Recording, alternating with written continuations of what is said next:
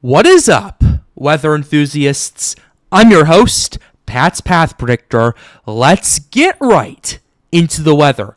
Tonight, no surprise, we are coming back with another stream here with the Storms United team, with some of them coming on to help me out with the stream. Tonight, we have Palm Tree. Palm Tree, say hello. Hello. All right. And we have Justin, who is joining us. Justin, say hello. Hello, everybody. Yep, we have Tristan, who just joined right now. Tristan, go ahead and say hello to the audience. Hello. All right, and we have our general manager here, Brendan. Brendan, say hello to everybody.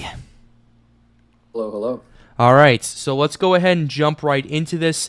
We're going to be tonight talking a little bit about Debbie. We're going to start with that since we have some people in the VC right now that can give us a ground game and understanding of what's going on and what has happened.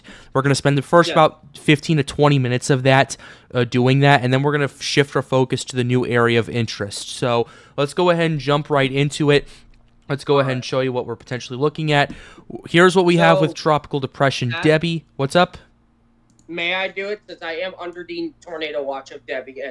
Yeah, if you and Palm Tree want to do that, that's fine. You unexpectedly came in, so that's fine. I'm gonna let Palm Tree kick it off, so that since I promised it to him. So if that's okay with you, Tristan can do it first because he's more advanced than me. Tristan, go ahead. All right. Are you sure? To be fair, everybody's advanced in here. Yeah. All right, Tristan, if you're okay with that, you can go ahead and go first. Right now, Debbie is in the process of an ex-tropical transformation as it goes from northern North Carolina towards Virginia. Right now, Washington, D.C. in the mid-Atlantic, my area, yes, I was near those couple of cells that had multiple confirmed tornadoes across Virginia today, including Fredericksburg, including Fredericksburg, Spotsylvania, going into Frederick. Right now, the tropical tornado threat is in effect for the Washington, D.C. metro for a whopping 12 hours until 7 a.m. tomorrow morning, which is one of the longest tornado watches that D.C. has ever had recently. Right now, as we're looking at the radar, you can see that rain shield has made our hodographs, which helped do turning in the atmosphere and the critical angle, has showed that we're kind of a little bit more out of the threat, but now we're getting a space of clearing. There's a warm front located just south of that convection. What that's going to do is re-amp our atmosphere. You see that second bandwidth supercells that are going across Virginia, if those can get those mature updrafts with the dry air surrounding it, we could easily see a few more tornado warnings. We've had confirmed tornadoes, especially a few decent TDS, tornado debris signatures, across Virginia today. Yesterday, we had, and Delaware had the first PDS tornado warning in the history of its state since weather records began by Debbie. So again, tropical tornadoes breaking records. Right now, the threat and the high risk of flooding. I have seen so many reports of flooding. Please turn around, don't drown. The Appalachian Mountains are made for flash, flooding, and lift. You just do not drive in flooded roadways. I'm hoping people are not driving tonight in this massive part of the Appalachians. But if you are, please be very careful. It is nighttime. Most flash flooding deaths at night occur in vehicles. Don't think you can drive in the floodwaters. Just turn around and don't drown. The tornado threat will subside a tiny bit, but in trade, the storm relative helicity, which is the spin in the atmosphere, will get a bit stronger as Debbie goes through its tropical transition with the trough position and its mesoscalic setup. And that's it. All right, thank you very much, Tristan. Before we get to Palm Tree, Sunny has joined this VC right now. Sunny, go ahead and say hello to everybody. Hello, everybody. All right, it's good to see you. All right, Palm Tree, go ahead and go right ahead. All right. All right. So I'm in DC. Not revealing any more than that. But yeah. But we're under a tornado watch until 7 a.m. AFK. something earlier, so I couldn't get the information, but I finally got it. So yeah, we're under a tornado watch because 7 in the morning. So All right. I think those storms down in Virginia are doing what they're supposed to do, and once they come up here, they're Yeah. gonna have enough instability in the atmosphere to prompt a tornado. Yeah. With it. Yeah, it's Pat, overall. we also got very bad news for the Carolinas. A new mesoscale discussion by the Weather Prediction Center. Yep. The same areas that got the stalling of Debbie earlier is now under a new flash flooding likely mesoscale discussion due to the eastern rain bands of Debbie's transformation. So if you are in Wilmington, Georgetown, Charleston, South Carolina, if you are in Myrtle Beach, your flash flooding is not over. You got 1 to maybe 2 more rounds, depending on the trough helping lift with the convection, and then you will hopefully be done. But Debbie is a wide system, and we just got a new report real quick. 2 miles northeast of Brookside, Newcastle County, and Delaware. Department of Highway reports flash flooding several roads close to high water in Newcastle County. This includes Old Agago Road, Santa Cristina Road, McCoy Road, Old Porter Road, Mill Creek Road between Graves and Menthol, Upper Pine Creek from Linden Hill Road to Paper Mill Road.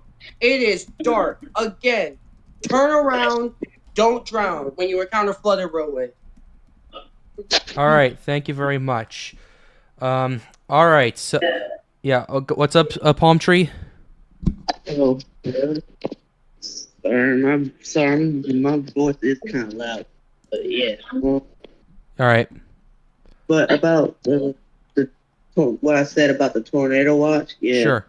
Once the storms mature in Virginia, which they already are, and they come up to where we at up here, they're going to at least prompt a couple to a few tornadoes. So if I was you and y'all live in the DMV area, y'all watch out, because we will interrupt if there's a tornado warning in our area. 100%. But we're going to mainly be talking about the new disturbance that's heading for the Lesser Antilles. Yeah. But yeah, if there's any tornado warnings in that area, we will interrupt abruptly. Okay. And That's. real quick before we go to the new disturbance. Yeah, I just was. wanna mention Yeah, I the high wanted risk to of say one flash more thing, flooding. but go ahead.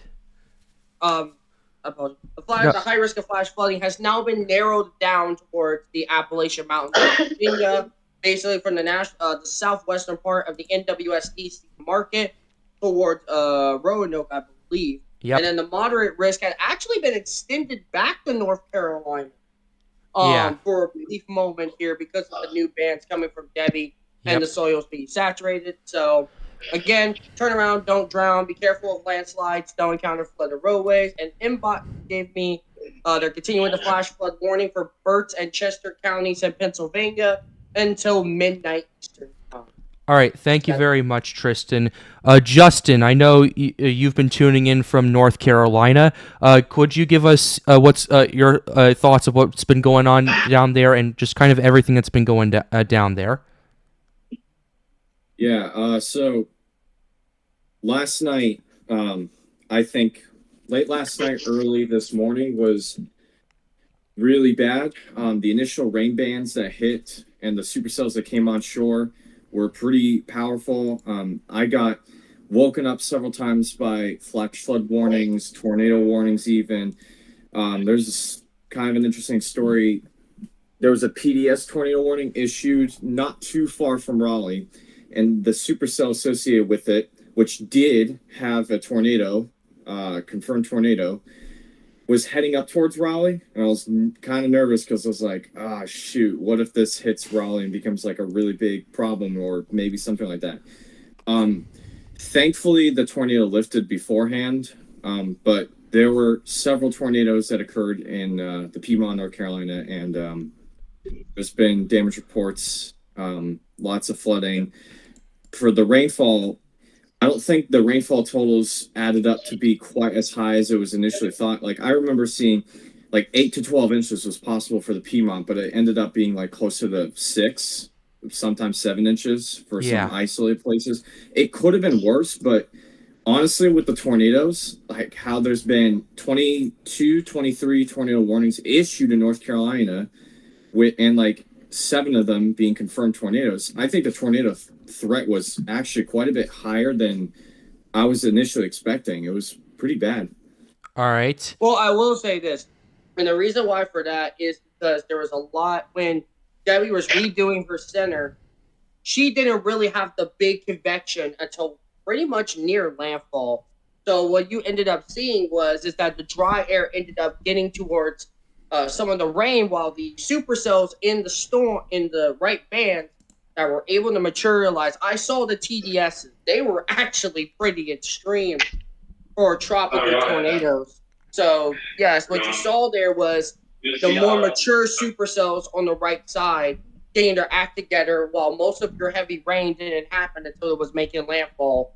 So it ended, and because it was moving faster due to the trough, you had a little bit less rain. Areas in Virginia, though, have not gotten so lucky as you did. Yeah. All right. Justin, do you have any more you'd like to add? That's pretty much it. All right.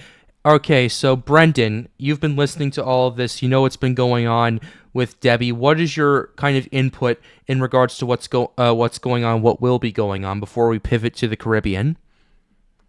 Yeah, so, well, like you alluded to, Pat, I think everybody here did a great job, especially those that have observed this on the ground and describing what this system has done. And I think this needs to be, for those that are watching the live stream, just a lesson, a really tough lesson to know. And that is, a lot of times we think about tropical storms as not being severe. I would actually argue the opposite. In this case, we had some pretty severe flooding, and we're still seeing that today. That especially was true for the folks in the Carolinas, especially coastal Carolinas. And that was a problem because it was further exacerbated by people not evacuating, because it's a tropical storm. It's no big deal. But unfortunately, we lost lives because there were a lot more people out on the roads, a lot more people that perished due to the flooding. So I think, Debbie, when it's all said and done, I don't think this is going to be considered a retired storm, especially since this isn't technically historic flooding compared to what the Carolinas have seen in the past. However, I think this will serve as a system where people look back and go, you know what? When you have a system that goes quasi-stationary, it can still be pretty lethal, especially when we're talking about rainfall and even tornadoes, as we've seen. Absolutely. Yes, there was the first death by a tornado, unfortunately, in North Carolina. Yep. So. Yes, and our heart, thoughts, and prayers do go out to their family. Yeah. So, yes. And that's why we say tropical tornadoes should not be taken light. I know they're tornadoes, but I think what people don't realize is that, in my opinion, tropical tornadoes are different than normal tornadoes. Why is that? It's because they're more low top. You can't really get a sense of the rotation most of the time on the velocity radar. So National Weather Service offices sometimes have to guess and hope they make the right decision. Sometimes they do, sometimes they don't, but it's not their fault because it's low top. This is why we say take every tornado warning seriously and make sure you have a safe place to go. All right. Yes.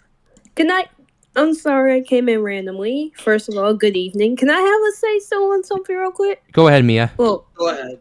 okay. So, good evening, everyone. So, I think it's been a busy evening. There has been several tornado warnings in North Carolina, Virginia. Some of them have touched down and produced a good amount of damage. And it's interesting because I had 2 rotations come over my house, and like Tristan said on how quickly they formed, it was so quick I didn't even know that it was here until it came over my house. So for those of you in the Virginia, North Carolina, Washington, Maryland-ish, DC, and Delaware-ish area, y'all need to keep an eye out tonight for the chance. Yeah, I know. Nighttime rotations. Go ahead, Sonny. Yeah. And flooding. Oh, sorry. And You almost flooding. done? Sorry. Yes, I'm finished. Sorry, That's all I my wanted to bad, say. Mia. Okay. You're fine. All right. Bye-bye. Yep, bye, Mia. All right, Sonny, you've been waiting for a while. Would you like to add any final thoughts before we move on? Yeah, I just keep watching that tornado threat over my area. My friends are engaged tonight. You're cutting out. Yeah, my friends are engaged tonight. Oh. One more thing. What's up? Those supercells in Virginia look like they have that fierce look already, heading up towards the Yeah, I'm coast. seeing it. Yeah, those mature storms. You see how the dry air is taking out a lot of the shower activity and leaving the strongest cells to be able to mature. That's what's going on. So they're likely developing their updrafts now. I expect a few tornado warnings issued by NWSDC pretty soon. Wakefield just did multiple flash flood reports. New flood warning for Newcastle County, Delaware until 12 a.m. I will be looking out. Since I am under the tornado watch until 7, I am paying close attention. So if we do get a tornado warning, I will sadly have to interrupt. But unless we get a tornado warning, Sure. I think it's time for unless anyone has any thoughts, unless the disturbance in the Caribbean and the future of the African monsoon with the waves. All right. Yeah, we're going to go ahead and pivot over to there. Thank you very much for that, Yeah, this Tristan. took longer than expected. No, this is fine. This is fine. All right. So now we're gonna go ahead and move on to what I think a lot of you guys clicked on and wanted me to cover. I wanted to take the first 15 minutes to kind of cover what was going on with Debbie because of the flash flood risk and the tornado risk, and I also have some contributors from Maryland, D.C., and Virginia in here that wanted to requested to talk about this. So. I want to ask a question. I apologize. Do tropical supercells rotate? Yes. They rotate. It depends on the atmosphere around the tropical system. If it's a hurricane or a tropical storm that doesn't have any interaction, they do spin, but they mostly spin low top. Now, let's say it's going for an ex-tropical transition. Then, if they're able to get the right structure and the right combo, barrel was a perfect example of the trough dry air combo with the ex-tropical transition, as it was coming from a tropical storm towards its remnants. Perfect example of when you get the right conditions. But most tropical tornadoes are low top and weak. Not all of them, but most of them. But yes, they do rotate and they're very tricky to warn. So if you're under a tornado warning, even if nothing happens, just be safe. Go to the lowest level of your home. Basement, first floor is fine. No windows, no mobile homes. Try not to drive in the tropical supercell, as heavy downpours will make the tornado not visible. All right. Thank you very much, Tristan. And with that note, we will move on to what we've been kind of watching over the last couple of days with this area of interest. But Palm Tree, Tristan, if any tornadoes warnings or any Debbie-related warnings do go into effect, you are free to interrupt and let us know immediately. But anyway. All right. But anyway, here's the situation that we have. The odds on this development have been surging since this thing was tagged at 2 a.m. last night. We were at 20% probability of formation when this thing was first tagged. Now we're at 50%. And this has been going up and up and up and up and up for the last 18 hours. And so I'm going to go ahead and read out to you what the NHC is saying right here, which is expected near the Lesser and Greater Antilles. A tropical wave located over the tropical Atlantic several hundred miles west-southwest of the Cabo Verde Islands is producing widespread disorganized showers and thunderstorms. Any development of the wave should be slow to occur during the next couple of days while it moves westward across the central tropical Atlantic. Afterward, conditions are expected to become more conducive for development, and a tropical depression could form while it approaches the Lesser Antilles by early next week. The system is then forecast to move generally west-northwestward and could approach the Greater Antilles by the middle part of next week. Once again, we have a 50% chance of formation in the next 7 days. 0 in the next 48 hours, or near 0, that is. But regardless, we've been watching it for the last couple of days. I've been talking about it for the last couple of days. They finally tagged it, which, by the way, I do want to make a correction from my earlier video where I said that the wave in question was coming off the coast of Africa. I was wrong about that.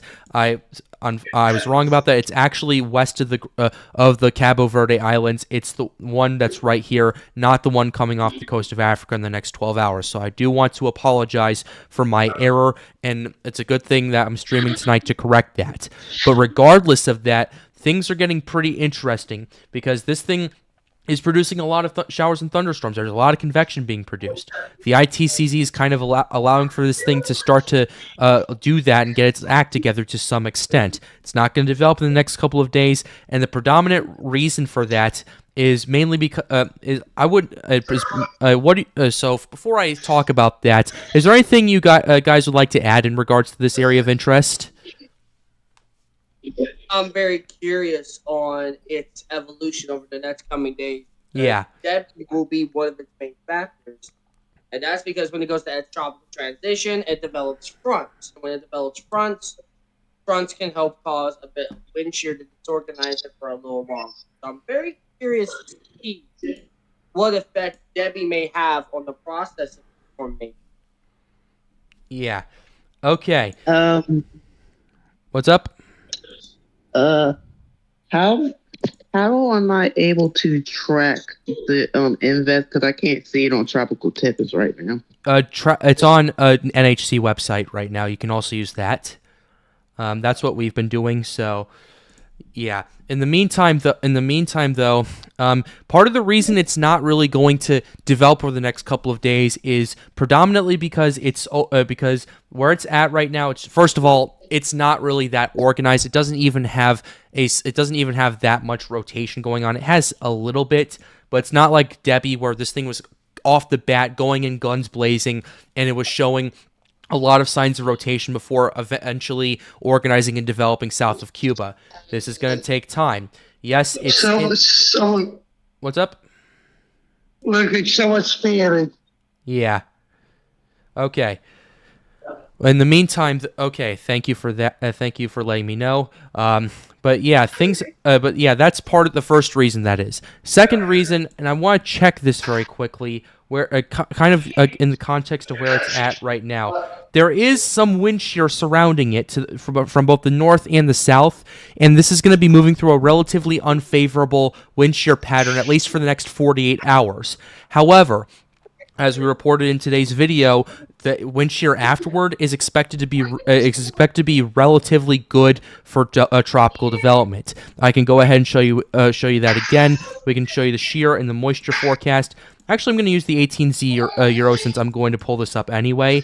But here's the shear Here's the shear that we're looking at for the next 90 hours at least, just to kind of give you a scope of just how this thing will potentially play out right here. So here's the Euro right here.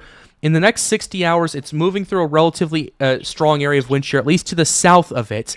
However, and I am a little curious, Tristan, about this wind shear pocket to the northwest of that. What are your thoughts on this? If you're looking at the Euro, and what are your thoughts on kind of how this could potentially affect the storm? I want your thoughts on that. If you can pull it up. Here. Okay. Oh, there he is. Apparently, I can send it to you. I can send it to you. I'm sorry, I was so. That's fine. So what I sent in VC No Mike is the Europeans 18Z shear forecast model, and I wanted your opinion on one area of wind shear that I'm paying attention to. The area of wind shear that I'm taking a look at is the area northwest of the area of interest, about I'd say 3 days out from there. If you take a look at that and move it that far out, what are your thoughts on kind of the angle and kind of how the shear is looking at this point? How do you think this could affect tropical development at that current stage?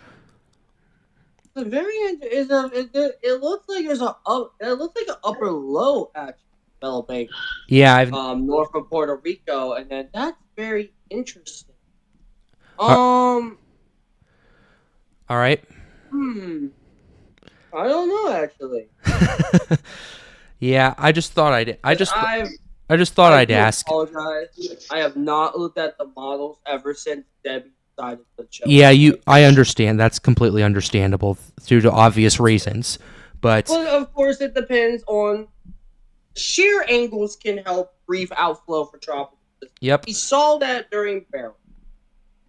So what the biggest question would be is not if there's any shear, but what angle is it, and how close is if it organizes the center of circulation when it eventually forms is to the area where the wind shear is happening. Because if it's not getting sheared, and then that wind shear angle from the upper level low is helping it breathe, it's helping its outflow, then it can definitely organize and use its warm waters to an advantage. And another thing that I don't even talked about yet is, let's see, Atlantic dust.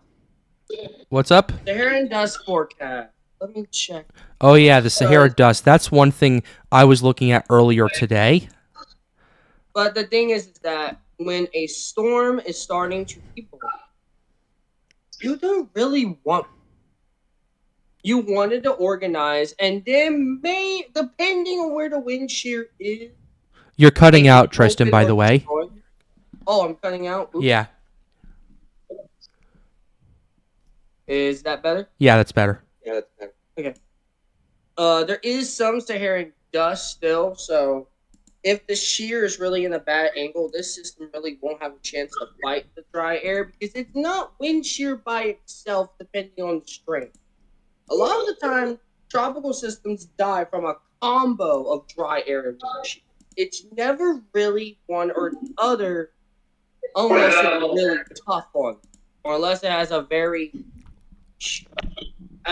unique angle to the system. All right. As it develops. Okay. Yeah, I'm looking at. I thought that was kind of interesting as well. There's still some Sahara dust in the Atlantic right now. That's usually corrects itself and it gets blocked out by the end of August. So overall, what are your overall? And this is an open-ended question for everybody in here. What are your overall thoughts of kind of how we're seeing the ensembles? Because a lot of these models have been screaming that this thing is potentially developing. Like I have the 18Z European ensembles pulled up. The vast majority of these concentrated are over the Lesser Antilles, Puerto Rico, and some have it over Hispaniola, some of which have it stronger than a lot of the other previous runs do. So what is your overall take on all these models that we're seeing just screaming that something's about to happen? I would like to say, for people in the Caribbean, as we always say, you should have your hurricane preparation. Yes. You should be always ready for a drop in this time of year. The thing that a lot of people don't do is wait until a center of circulation forms. Until we have that center, and until we know where the upper level low is going to be, we can't tell you the strength.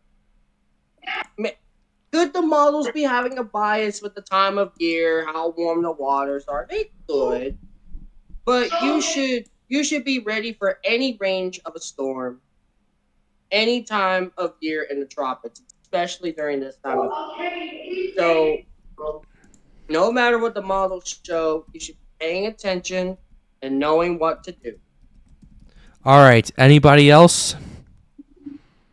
Yeah, I'll just make a quick. Go ahead, Brendan. Here. I know there's somebody else that wants to jump in. I would actually. Is there somebody hot micing right now? It's Sunny. I'm good. Yes. Hey, Sunny. Could you, if you're not going to be, if you're not going to be speaking for the time being, we're hearing background noise from you. Okay. Thank you for muting. I appreciate that. So, so just a comment to bounce off of what Tristan said. Look, I think I would tend to disagree, Tristan, on sort of the bias part. That the models could be biased towards getting towards the peak of the season. And look, I think a lot of the ingredients right now are coming together. We talked just now about the Saharan dust. The amplitude of that Sahara dust is what's critical.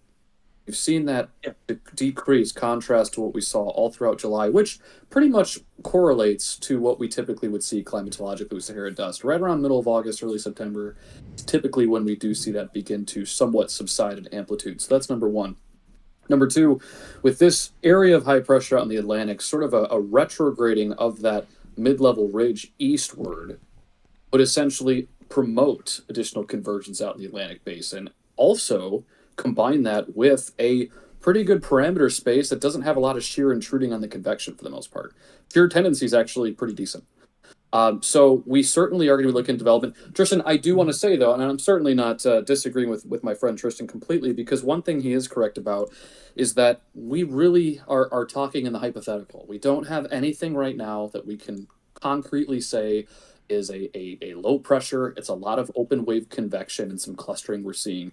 Not anything substantial as of yet. But I think the important thing that people have to take away from this is that the promotion and the repositioning of that high pressure in the Atlantic, coupled with a subsiding of the stronger amplitude Saharan dust and a decreasing of wind shear, is creating an environment that will be conducive for development. And that's exactly why the National Hurricane Center continues to up its probabilities for 7-day development near the Lesser Antilles just today. Right? We've seen that actually increase over the last several hours. So confidence continues to grow. But I will say it's better to be prepared than sorry. Folks in the Lesser Antilles need to definitely be mindful of this. And for folks in the United States that may be quick to jump to conclusions on what we're looking at, just know there's not anything just yet, but you certainly want to keep a very close eye on the Atlantic Basin here over the next couple of weeks, because things could get really interesting. All right. Thank you very much for that. We have Weather Kingdom, who is finally back on the stream tonight. Weather Kingdom, say hello to the audience. Hello, everybody. All right. Before we turn to you, I know Palm Tree wanted to say something. Go ahead. I agree with what both Brendan and Tristan are saying, because in hindsight, yeah, you can't. What Tristan's saying, yeah, you can't go based off what the models are saying and just say, "Hey, folks, we're gonna have this da spring." You gotta wait and see how it plays out, but just know that you're gonna have something that's gonna be at the magnitude of a depression or storm or whatever. You gotta focus on what's ahead. And I think what Brendan is saying is that in the next couple of weeks, things can get interesting. So you might want to pay attention in the next couple of weeks to what correlates to the pattern and whatever. What happens. So yeah, we're going to have an interesting couple of weeks. So keep your seatbelts buckled. Absolutely. Okay. And for the people in the Southeast United States, pay attention. After what happened with Debbie, I hope people have learned that even a tropical storm, depending on the mesoscale and the factors of the atmosphere surrounding it, can be very bad. And this is one of the things I worry about. It doesn't mean it's gonna happen. Don't freak out. I remember when Dennis of 1999 ended up doing the same thing, and then after that we have Floyd just a week or two later. I'm not saying that's going to happen, but what I'm saying is, if a really strong storm, if we are confident in development, and if we are confident in this track, I'm really worried about the Southeast, because they just had a taste of a Cat 1 hurricane that was supposed to be, for Florida, was supposed to be normal, but ended up causing a lot of flooding because of the steering current. So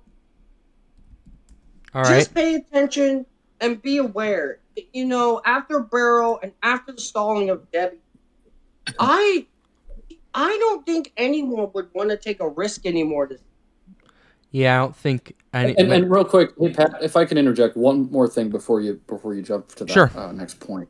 To go off what Tristan said, I completely agree with you, Tristan. And also, let's not forget, I mean, on the topic of Debbie, this was in an environment that was kind of, it didn't stick out like a sore thumb like the environment we're looking at here now in the next couple of weeks. I mean, it kind of was a little blip out of nowhere, you know, and it actually survived a unfavorable environment for quite a while until it then passed the Lesser Antilles and got into a much more favorable environment. So that's the other thing to consider here, guys. This area that the National Hurricane Center is painting, it's not saying or pinpointing one specific area of convection. It is pointing to a broader area of which one of those clusters of open waves could form potentially into a low. So that's something to differentiate too. We really have to be watching this like a hawk. I think that's been the theme for many of us here the last few minutes. All right. In the meantime, though, we are going to start answering some questions in the chat, and then we will get to Weather Kingdom since he was just on in just a second. But in the meantime, let's go ahead and answer some questions for you guys right here. Could this potentially hit St. Lucia? The answer to that at this current point is St. Lucia is a bit south of this, where the system, according to all the track models, are anticipating for this to go. It's expected to hit the Leeward Islands, this time around. So definitely you should pay attention to it. Absolutely, but for now, but for now, it appears that according to all the computer models, that this thing is going to be moving north of there. So, yep. Go. What's up, Weather Kingdom? There's a comment there. Why does New York, New Jersey not have a wind advisory? A wind I don't. I mean, yeah. If you want to take that, go ahead. There is wind advisories for Pennsylvania because I'm actually under one of the wind advisories. I think I know why, because one thing is, apologize. I'm sorry. We do got a tornado warning in effect for Berkeley and Jefferson counties in West Virginia. A severe thunderstorm capable of producing a tornado was located near Charlestown, moving north at 30 miles per hour. This is a supercell thunderstorm that has a history of producing tornadoes from northern Virginia to southwest of Washington, D.C., Warrington, Frederick. That same cell with a history of producing tornadoes from Debbie is now tornado warned again. If you are in those two counties, you need to be taking tornado precautions, and you need to take this one a little more seriously than a normal one, even though we tell you take them all of them seriously. Absolutely. Because this one has a history of dropping multiple tornadoes, and at one point, the same cell had 2 circulation. So this cell has a history. So yes, it absolutely does. If you are in this warned area, take shelter immediately. Yeah. Tristan and Palm Tree will continue to monitor this in case anything happens. This actually isn't too far away from Hagerstown, which is pretty interesting. But anyway, that's in the NWSDC market. Yep. Yeah. Anyway. Oh, Pat, stay on it. What? I'm sorry. Please stay on that storm. Zoom in. Why? It has an inflow notch. Yeah, I see. I see it. Yeah, it's super. Can we check the velocity real quick and the correlation coefficient? I'll take a look at it behind the scenes. But whether I don't see no CZ drop yet. I don't see. The velocity's not great. I'm not seeing too much with it. But anyway, Weather Kingdom, you were go ahead and continue with your point. Wind advisories. Yeah, go ahead. Sorry about that. So we're tomorrow's best risk for tornadoes. I know this is a little bit off the question, but I think tomorrow's tornado risk across Pennsylvania is very likely, and I'm actually in the bullseye for the 5% for the tornado risk. And I was looking at some of the models, and I think with these wind advisories, it is supposed to be an onshore breeze, and Debbie does become like a subtropical feature and becomes more like a cold front. So it's more like a not fall, but it's hard to explain why there's wind advisory. It's just a very tight gradient. You can actually expect in the wind advisory up to 50-mile-an-hour winds, and with the heavy rain that they are forecasting tomorrow, that really could lead into some power outages and uprooting trees. I know in my area, I have seen about 5 inches in the last 3 days. Tuesday, we got like 3 inches in an hour of rain. So these storms are causing some mayhem across Pennsylvania, New Jersey. Yeah. And we should really watch for training storms. Absolutely. Hey, we have a donation, ladies and gentlemen. Daniel has donated $5 to the chat. Thank you very much, Daniel. We really appreciate that, and we really appreciate all the support you have given to the channel in quite a while. But anyway. Can I interrupt? Yeah, go ahead. I'm right here, by the way. Hey, Daniel, how are you doing? I have COVID, so I'm the best. Aww. But ouch. But anyway, what? I'm here. Yeah. I hope you feel better. Yeah. Anyway, what's up, Palm Tree?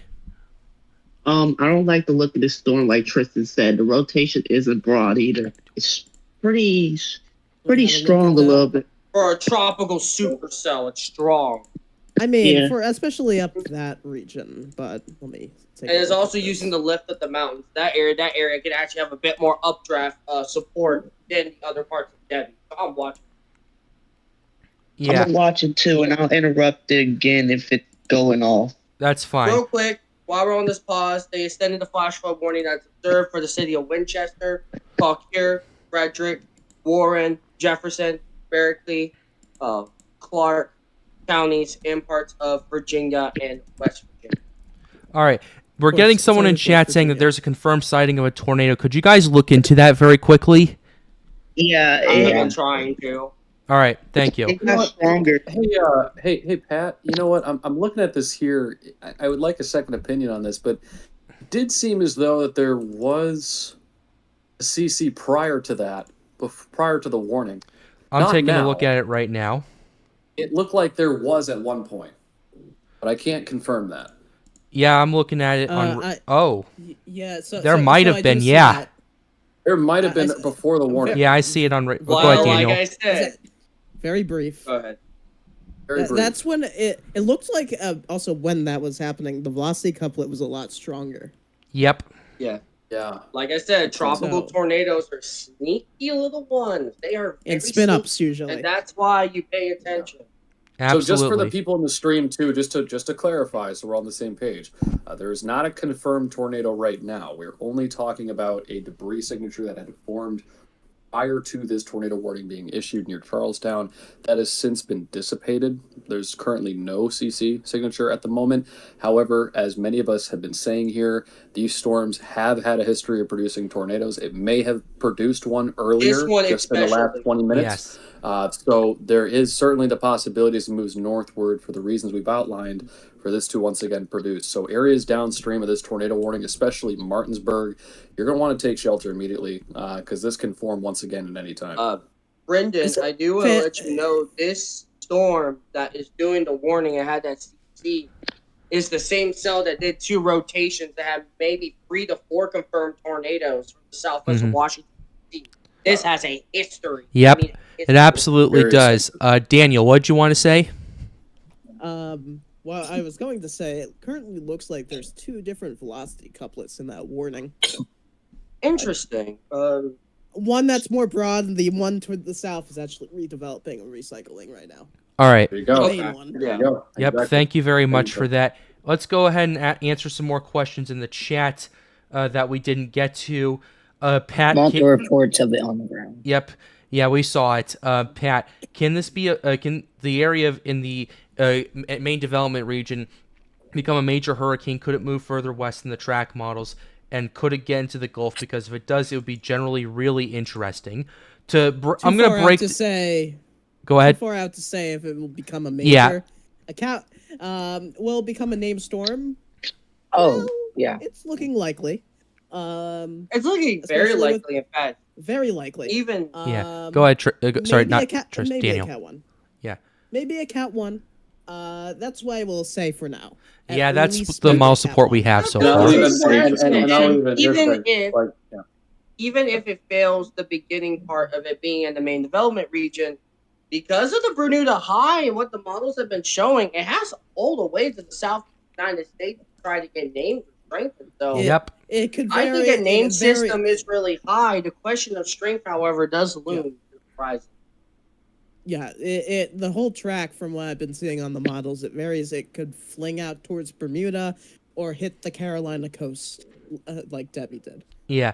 Okay, I have a pretty interesting question. Do we have any easterly right. fronts that would push this new area of interest away from the Gulf of Mexico? Are there like any fronts, or is this all steering currents?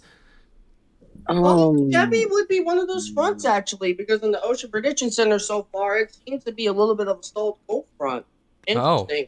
But, of course, that's only 72 hours out, and the development region is 5 days out. So we don't have 100% of a clue. I know Debbie will be one of those which will help some shear, maybe a little bit of shear, and maybe will leave a front that stays to block some potential. But that is unknown at this time. Yeah. Brandon, I'm go gonna ahead. defer on that. Yeah, I'm gonna defer on wait. that. Guys, yeah. guys. Just want to, Pat, go back to that tornado warning. I think we have a CC forming again. Let me take a look. Yeah, let me take a look. We're doing two things at once, guys. Just to take a look. I'm just taking a look at this real quickly. Yep, there is one thing right there. Yo. It's a little. Yeah, it just popped up. Oh, that might be it might be the compare velocity to the green I area. have it pulled up. I have it pulled up on my screen share. Oh, this All thing right. has I'm done looking. 5 tornadoes potentially. This Yeah, thing that's has hard for me to. history. I can definitely see some rotation there, at least on radar scope. Yeah. I'm gonna go ahead and go to the Discord call and pull up Daniel's stream just for a second, just to see what he's taking a look at. Okay. Okay. In order for me to do that, I need to switch. Oh, there we go. Yeah, it just got a Perfect. little Real bigger. quick, while Pat is setting that up, we do have a new flash flood warning in the Fed for the city of Stockton, Yep. Daniel, the I city see of what you're talking. Waynesboro, Yep. Nelson. Yeah. Go ahead. Daniel, I see A what you're week. looking at. Yeah, that's pretty interesting. It's probably a Yeah, weak and- one touching down right now. Probably just a Daniel, really weak. Daniel, I think, if- yeah, I think, look, this, like, not to cut you off, sorry, I was delayed. But no, I would tend to agree. Oh, yeah, it and even does. Yeah. Even Yeah. if we don't take It- the CC at face value, it's a tight couplet. For sure. It's a tight. And once you start seeing something like this, yes, right now it's not strong, and we don't usually see these tropical tornadoes become significantly strong. This is probably, another touch and go. Yeah. So it's gonna be an F0. Not seeing EF, but it's gonna be an Okay. F0 strength. All right. Okay. Do we have any more questions in the chat that you guys would like for us to answer, whether it's with Debbie or with this area of interest? Because we're going to continue coverage on kind of both of those, and I have Tristan and Palm Tree on standby in case any more tornado and flash flood warnings come up that we can briefly We do got talk some about. interesting information about rainfall totals around the NWSDC market. The highest so far is 5.8 in Nelson County, which is 1 mile south of Mellabello, by an observer. So this thing has produced 6 inches of rain where training on the track has occurred. Yeah. Or near. Yeah. All right. That's from the NWS data themselves, by the way. Yep, for sure. Okay, ladies and gentlemen, be sure to like the stream and subscribe to the channel if you are new. It helps us get more people engaged with weather. We are on the road to 10,000 subscribers. We are less than 300 away from getting there, so it'd be very much appreciated if you went and subscribed. Okay, we have a couple more questions right here. What about the future tropical waves the models are picking up on a bit? You're referring to some of the models that have tropical waves after the one that's been tagged, with some models calling for this thing to be tropical development. Weather Kingdom, you can go ahead and take this.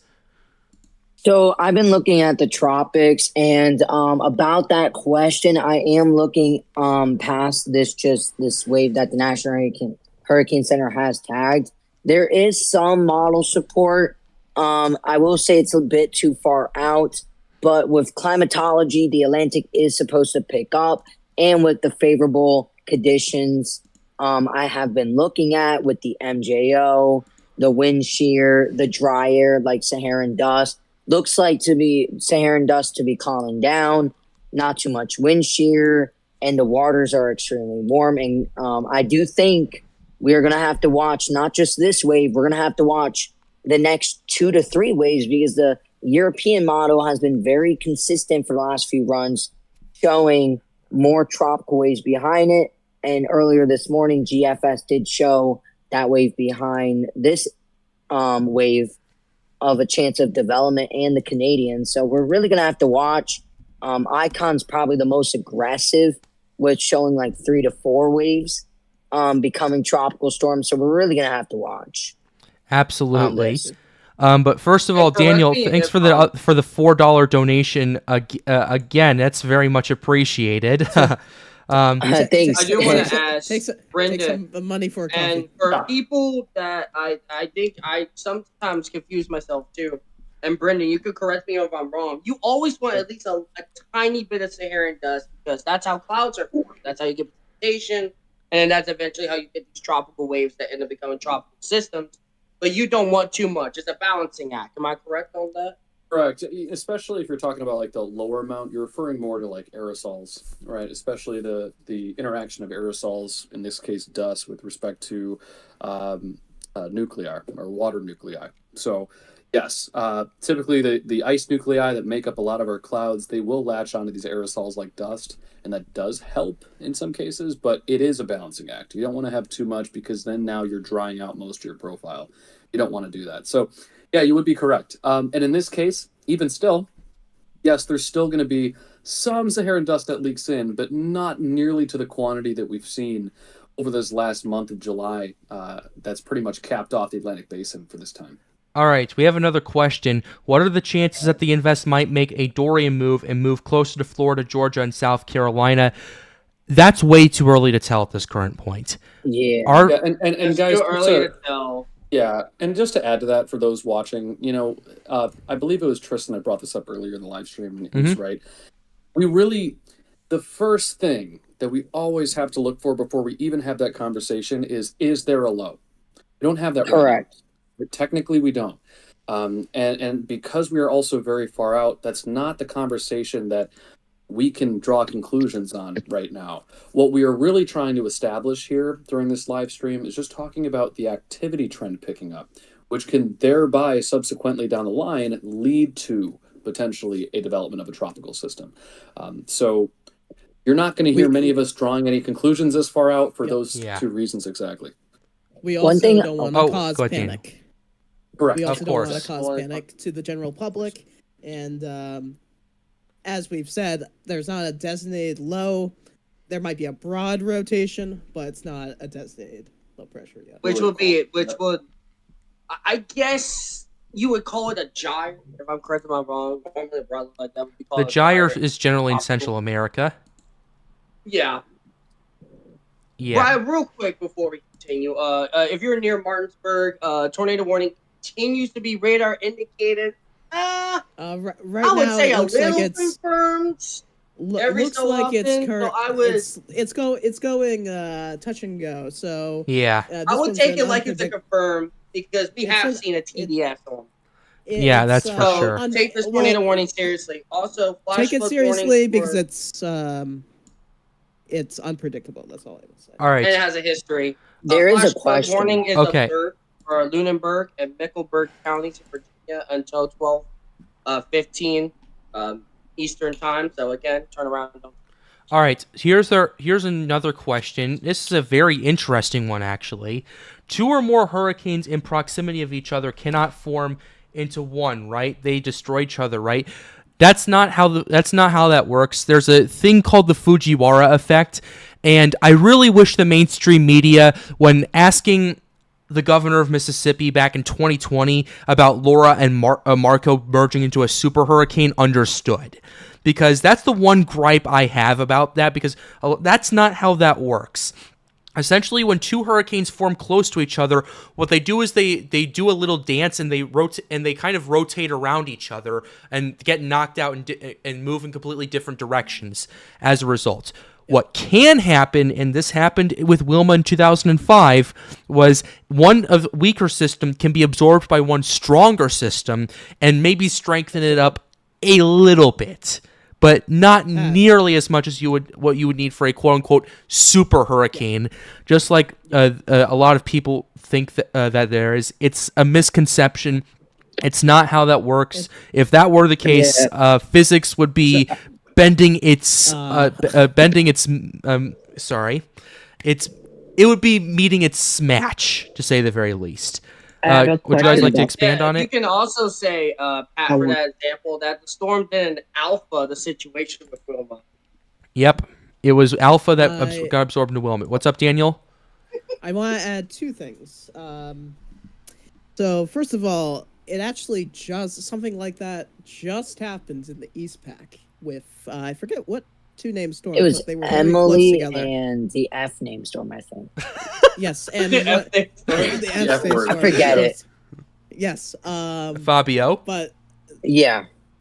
however you pronounce that name, that one got sucked into the E name storm. So Emily. yeah, there we go. And then everybody and also to put the whole superstorm thing into perspective with the thing, Sandy was a whole beast entirely. That was low pressures combining with Sandy. And jet stream and all that. That was very rare setup. That's the one time want you to could say that superstorm.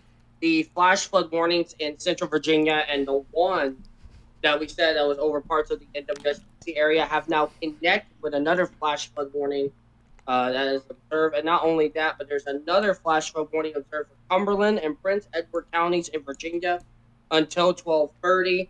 They're continuing the tornado warning also for Bergenson, West Virginia. A severe thunderstorm capable of producing a tornado was located over Martinsburg, moving north at 30 miles per hour. Take your tornado precautions. Yeah. One more thing before I get to the next question. Weather Kingdom, if you check on the chat, I made fun of you a little bit. I hope you're okay with that. No, you're good. Okay. All right. Okay. Okay. What's up? You're good.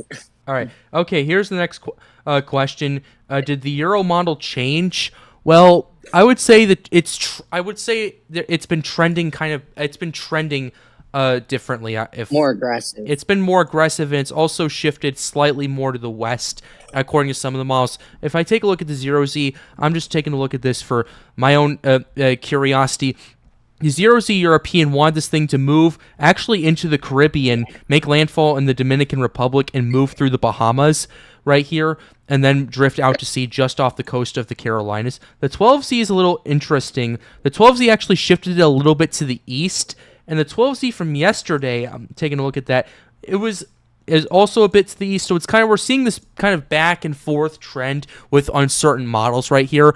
We don't know, until we get a consistent trend among all the models that this thing is either going back or forth or starting to pivot more to the west, is going to be interesting. But I would say for now, it is slightly trending to the west compared to where we were seeing at 12Z yesterday.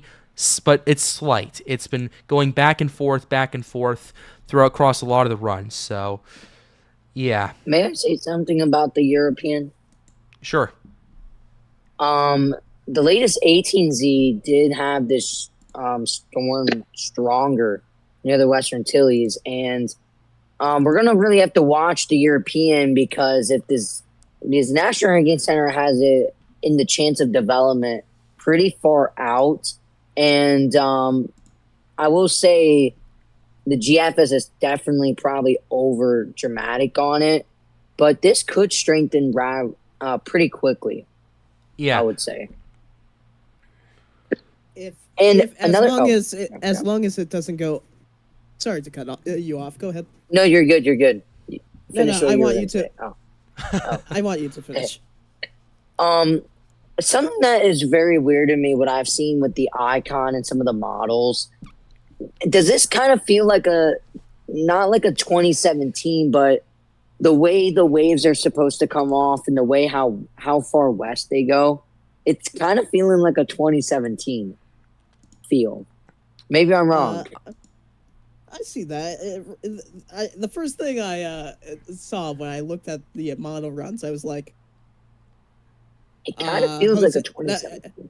It feels like a Jose 2017, except it didn't do the loop-de-loop. Yep. The Atlantic. It's taking an oddly similar track going above the Leeward Islands, at least most models.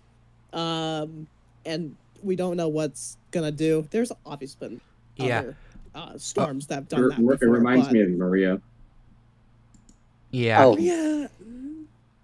Anyway, we have a question in the chat. This is a pretty interesting one. We've been getting a lot of interesting questions right here. If a second hurricane goes over a previous landmass that was saturated with water, will the second hurricane strengthen? No. Oh, absolutely not. In fact, there was actually a good example of this back in 2020. There were two hurricanes that hit Nicaragua almost at the exact same spot, Eta and Iota.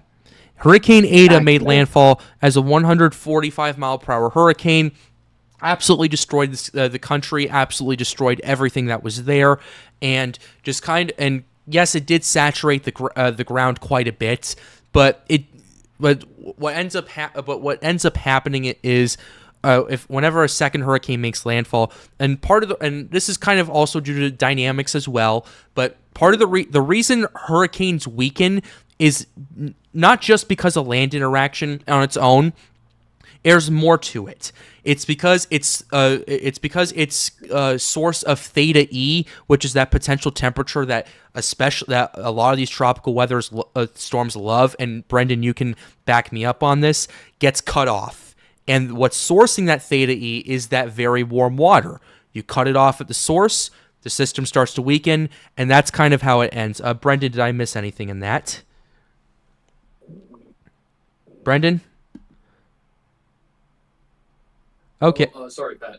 No, I'm here. Sorry. All right. Mic was muted. Were you listening to it? You were totally right on that. Yeah, no, the theta E conversation, yes. I totally second everything you said. All right. There's a question What's up? he keeps repeating the question. He said, Pat, can you let me know if this is going to hit Texas? Absolutely. And same with no. any other storm. Wait, what? He's asking if I will let him know if this will hit Texas. Will hit Texas.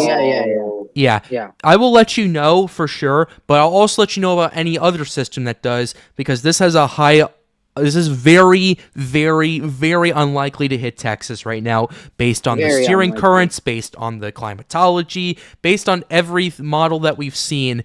This thing will not even enter the Gulf, but I could be wrong. We do have some breaking news here. New mesopolitical discussion by the Storm Prediction Center concerning Debbie. All right. The severe threat will gradually spread into extreme southern Pennsylvania over the next several hours. However, the threat will be limited by weaker buoyancy. The tropical warm center is gradually advancing north across the Delmarva for mid-70 dew points approaching southeast Pennsylvania. Latest data suggests that a fairly well-defined boundary extends from central New Jersey to extreme southeast Pennsylvania and North Virginia. Low-level shear has also increased at CCS, where 0 to 3 kilometer SRH is now around 350 per meters per second squared. The strongest updrafts have been combined to the tropical warm center, and this will likely continue as winds by limited north of the boundary. Given the poor lapse rates, it appears mid-70 dew points may be necessary for robust, longer-lived updrafts. Until this air mass is spread north, confidence is not particularly high enough to warrant a new tornado watch. However, we will continue to monitor the transition zone for recovery north of Watch 650. All right. Thank you very much for that. We got another question here, another question right here from Gregory Goodman. I got a question. I heard a weather forecast say that the northern Gulf Coast hurricane season is done this year. I don't know who the forecaster you're referring to is, so I can't really comment on that. I can't really comment on that. So if I knew who that forecaster was, I could comment on that more directly. But what I can say is that I don't think that's the case, but that's my humble opinion. I'm just a college student studying meteorology. Whoever says that has not paid attention to the Gulf of Mexico records all the way to November. Yeah. So I'm just gonna say I don't know. I'm just gonna say it's probably not going to happen. But you can quote me on this later. I'm going to put highlights of the stream on the Storms United channel for you guys to take a look at. So whenever you guys do come back to it, and that doesn't happen, you can go, ha, ha, ha, ha, ha, this guy was wrong. So that's my comedic beat for tonight. But here's the thing that the population don't realize is that there's always a percent amount of chance. No matter how much we know in climatology, no matter how much we study, no matter how much we try to read the pattern, there is always the little, what I say 1 inch, this little kink in the atmosphere that can suddenly change the outcome of a situation. The biggest example is Debbie.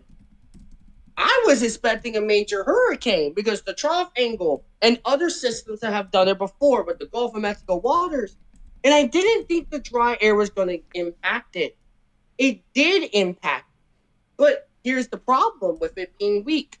Your steering current were so bad that when it stayed weak, the Bermuda High couldn't just take it off the coast.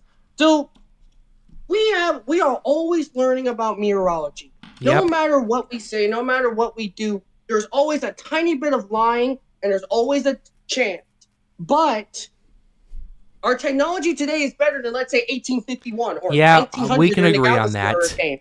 But weather is predictable. Things are at chance. Even if the smartest computer Did you say weather is could predict the predictable? storm. Did you say weather is predictable? No, I didn't. Okay. I said weather is always unpredictable. Oh, Even if you okay. have the smartest Misheard supercomputer, that. All right. it would still miss these tiny little kinks in the atmosphere that can change the destiny of that system. So no matter what we say, there's always a little lie to it because meteorology is never 100% and it's not ever going to be perfect because we are still studying the Earth's atmosphere. Okay. Well, thank you for that. In the meantime, though, chances of this thing hitting South Florida, too early. Way too early. Yeah, too early. Way Weather too is early. serious. My main focus is on the Lesser Antilles and the Gulf of Mexico. So, thank you very much for the question. Go ahead. I will say that the Atlantic is about. I think the cap's about to come off. I think the Atlantic is about to wake up from hibernation, and for all those people that kept saying it's a bust, I don't think you're going to be saying that by the end of this by September. I don't think you're going to be really saying that. But I would argue that Debbie already broke the cap on that. yeah, I agree. That's since Debbie, I feel like it was setting the stone. I feel like Debbie with just all kind the of. rainfall. I feel like Debbie just kind of, just was the one system that opened the floodgates. No pun intended. I will say real quick is that how active an Atlantic hurricane season is doesn't depend always on the named storms. A perfect example is 2020. 2020 hyperactive, but it really wasn't hyperactive. 2005, which had two less named storms, had more activity. You know why? Because there's a system. No, here's why. There's a system known as ACE. ACE gets the data from the storm strength over 6 hours, and it calculates over the multiple amount of storms how much energy the Atlantic is actually given. For example, 2020 has less ACE than 2005, but 2005 had less storms than 2020. There's a difference. There are multiple ways you can describe an active Atlantic hurricane season or a record Atlantic hurricane. Mm-hmm. Yeah. But one of the best hurricane seasons didn't have values of 2005. I believe it only had how many storms? Well, Daniel, Actually, one less than 2005. Daniel, go ahead while he's thinking. I was just gonna say 2020 had more storms but less strength. 2005 had more strength but a few fewer storms. Yeah, that's kind of a good way to put it right there. And so, okay, here we go. 2005 had 245.38.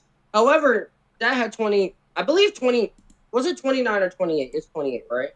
Yeah. Okay. Yeah. Can I say something? Oh, yeah, sure. Go ahead. 1993 only had 20 named storms, yet had more ACE than 2005. So it shows it's more of the how long lived the storms and how much energy they can pull out than the name. All right. Weather Kingdom, go ahead. Speaking on the ACE, I'm looking at the graph here. On August 11th, with the average, we should be at 12.8. Currently, the latest, we are at 40.2. Yep. So we are way above average. And if we do see a spike in activity and we do see quantity out of these storms, ACE, we could be around, we could be in the 60s in 2 weeks from now. That's definitely possible at this rate.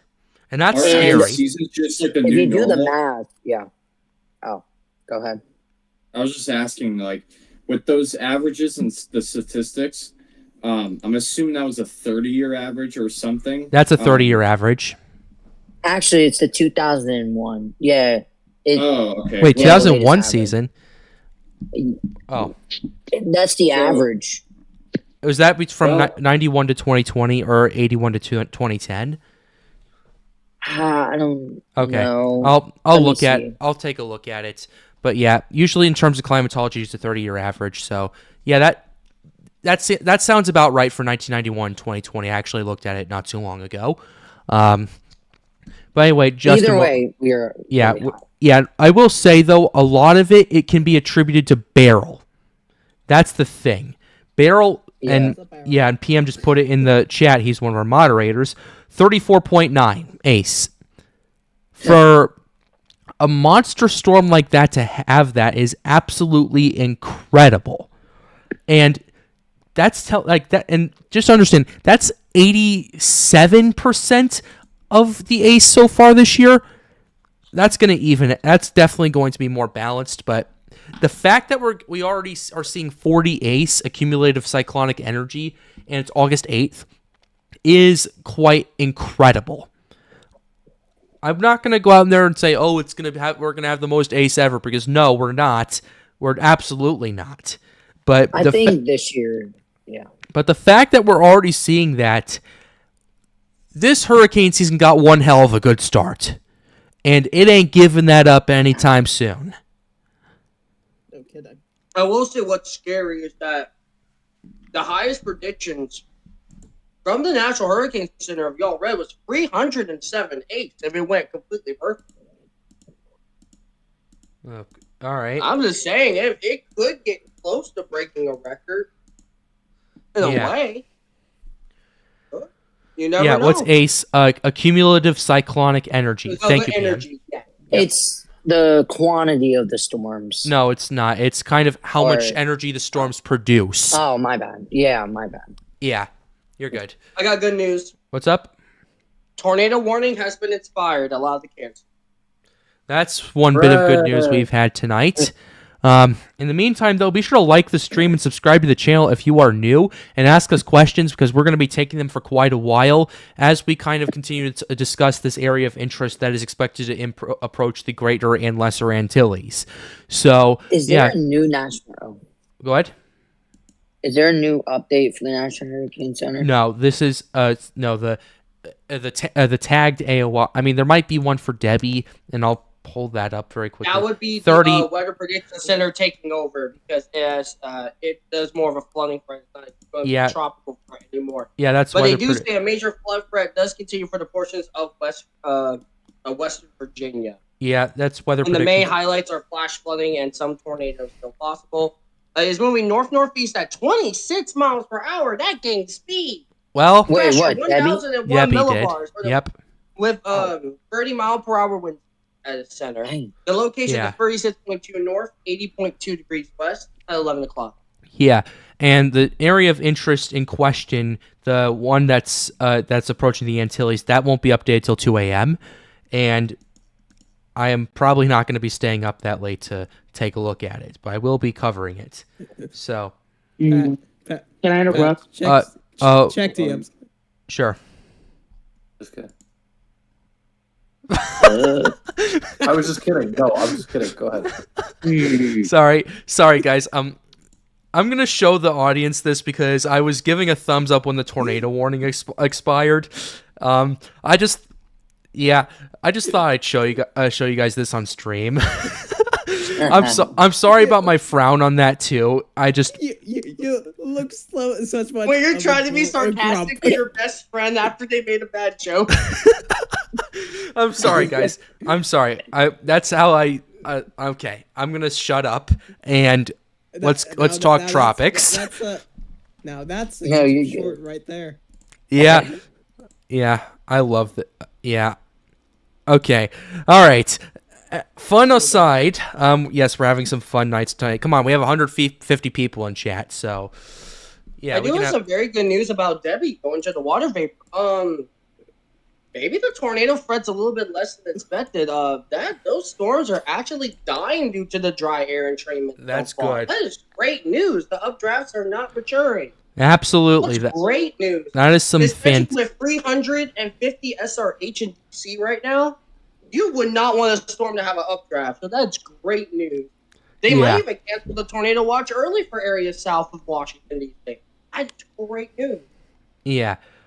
In the meantime, though, we don't. On the slightly less positive side, we have stuff going on in the tropics. And Weather Kingdom, you didn't really have the opportunity to give a full analysis on it, did you, or no? No. Go ahead. We haven't Take it really away. done that. Oh, would you like Tristan? I'll let Tristan go first for if it's. I was like, no, take it. I was like, Oh, take it that's away. fine. Go Okay, ahead. all right, Oh, Weather Kingdom, okay. go ahead. Sorry. What I have seen with the tropics, I did make a video earlier on it, and I did go in depth. But I will say that the Atlantic looks like it is about to wake up. We do have a favorable MJO. We got favorable waters, favorable OHC. We got a lot of favorable stuff going with it in it. And I was looking at the CFS, and I used it in my video. I forget exactly what part I use it on, but it does show you guys that we're going to have a lot more tropical waves coming off Africa and pretty robust looking waves. So if you guys do expect to see robust tropical waves, don't be alarmed like it's going to be a hurricane right off Africa. They will weaken like this one. This one had a robust look. Did weaken a bit, does have good convection right now, but I've been tracking the tropics and I have seen that the models have picked up on activity pretty substantially here. And I've noticed that the GFS model has been very aggressive, but not just the GFS. European now for the second run shows a potential major hurricane. And not just the Euro, the GFS shows a rather strong hurricane. So there is some more confidence with a at least tropical storm going into closer to the United States. Icon shows a lot of tropical activity heading into the weeks to come. And I do think August will pick up, and I will see that the tropics, I do think, will pretty actively get going soon. And I think we might have quite a bit more storms before September. I do got Going to into- interrupt here. I apologize. We got a very not good mesoscale discussion from the Weather Prediction Center. Tropical Depression Debbie is said to bring significant and life-threatening flash flooding concerns overnight Oof. to the interior of the Mid-Atlantic states, ranging from Washington, D.C. west towards parts of Western Virginia, towards the eastern parts of West Virginia, northwestern Maryland, the peninsula of Maryland, I call it, and then south central Pennsylvania. Flash flooding is likely. I would read the whole thing, but I don't know if I can do that. I don't know if anyone else can speak real quick. Yeah, it's you gave a good summary of it, so that's fine. But Weather Kingdom, go ahead and continue if you'd like. Yeah, the icon definitely shows a lot of activity coming up. GFS, the ensembles, and I do really think that we're going to get quite a few more names before the climb that is August 20. Usually August 20 is usually the peak climb to September 15th or September 11th. September 10th. It is 10th. September. Yeah, September 10th. So if we do see quite a bit more storms, I do think we can get 4 storms out of August. I think that is not out of the realm of possibility. But I do think this hurricane season will go late into October. I do think that this late start will lead into October, and we might even see a name or two in early November. yeah. One thing I'm very concerned about is the Gulf of Mexico waters. Almost the whole Gulf, I would say about 98%, is at 30 degrees Celsius. And that has rather quickly gone up in the temps, especially near Louisiana. So we're really going to have to watch that. Real quick, an area that we always watch for in October that gives me the shivers is the Central American Gyre, and oh boy, has that thing had history of causing chaos in October and November. It absolutely has. In Central America. Yeah. So yeah, to prove the point, if it in a later start would actually help the Central American Gyre develop. Yeah, but Yeah, that's for sure. But Weather Kingdom, I would go back to your point about a later start. I'd argue that we're right on schedule, and this is in my humble opinion. The reason, you are right on that. I'm saying no, the activity will stay into. that's fair. Later. That's fair. That's fair. I just thought you brought that up, and I thought it was an interesting point. Hey, What's up, Palm Tree? Considering that, I would go ahead. I would argue we have a chance to be active until early November, because November can be very sneaky. Yeah. All right. Yeah. December can be very sneaky too. And we have had seasons with either a perfect start in a way like 2005, or late starts like 2004 or 2003. Have some December storms. So there is, especially with the water being a bit warmer than normal, there is a chance of that depending on the subtropical cold front. That's a pretty low chance. Oh, also, hello, Sakura. Welcome. Yep. Yes, hi. Yeah. So, real quick, by the way, 2003 actually started in April, so it didn't start late at all. It actually started. Oh, my pretty bad. early. My bad. I forgot. If we're talking about a season that started early but lasted through late November, December 2016. Oh yeah, started in January, lasted all the way until December. Yeah, Hurricane Alex, which was a very unique atmospheric phenomenon. Absolutely. I believe it was the only hurricane still on record to have formed in January. Nope, there was a few more. Wasn't there one in the 1950s? Okay. Yep. We can check that for you right now. Let me get my history nerd. Well, that's fun. All right, so yeah, for those joining us, we're just talking about Debbie. We're talking about the area of interest, and we're also talking about climatology for some reason. Oh, so, and I should know, by the way, Typhoon Maria is. Yeah, what's up, Daniel? And also fooling around in the back channels. Yes. No mic. Daniel very much is. Yeah. These are some quality screenshots. Okay. I'll look. Okay. 3 storms. Okay. That have become hurricanes. 2016's Alice in 1954, which I think there were 10. That was the one I was referencing. 53, 50. And there was an unnamed storm in 1938, actually. But recently, in 2023, a unnamed subtropical storm had an eye and nearly got into a hurricane. I believe it was 70 miles an hour at the final posting of the NHC data. Yeah, so we can have something. Yes. Yeah. Okay. Can I interrupt? Yeah. Go ahead, Palm Tree. Hold on. Sorry, I gotta load up radar. Hold on. That's fine. There's some storms that formed in southern Maryland that looks like they could become supercellular. Okay. Yeah, I'm watching that. Keep a very close eye on that, Palm Tree, for us, and let us know if anything happens. Will do. I think they're on. If I look at the Weather Prediction Center correctly, they're on that boundary. The Weather Prediction Center and Storm Prediction Center we're talking about. There is a warm front that is located in central New Jersey, going into the Maryland-Pennsylvania border, going down all the way next to Debbie's low pressure. And I think in the next, if I'm correct, in the next 12 hours, it should finally become extratropical. So I think it is starting the extratropical process slowly, but surely with that boundary across there. Yep. All right. What's up?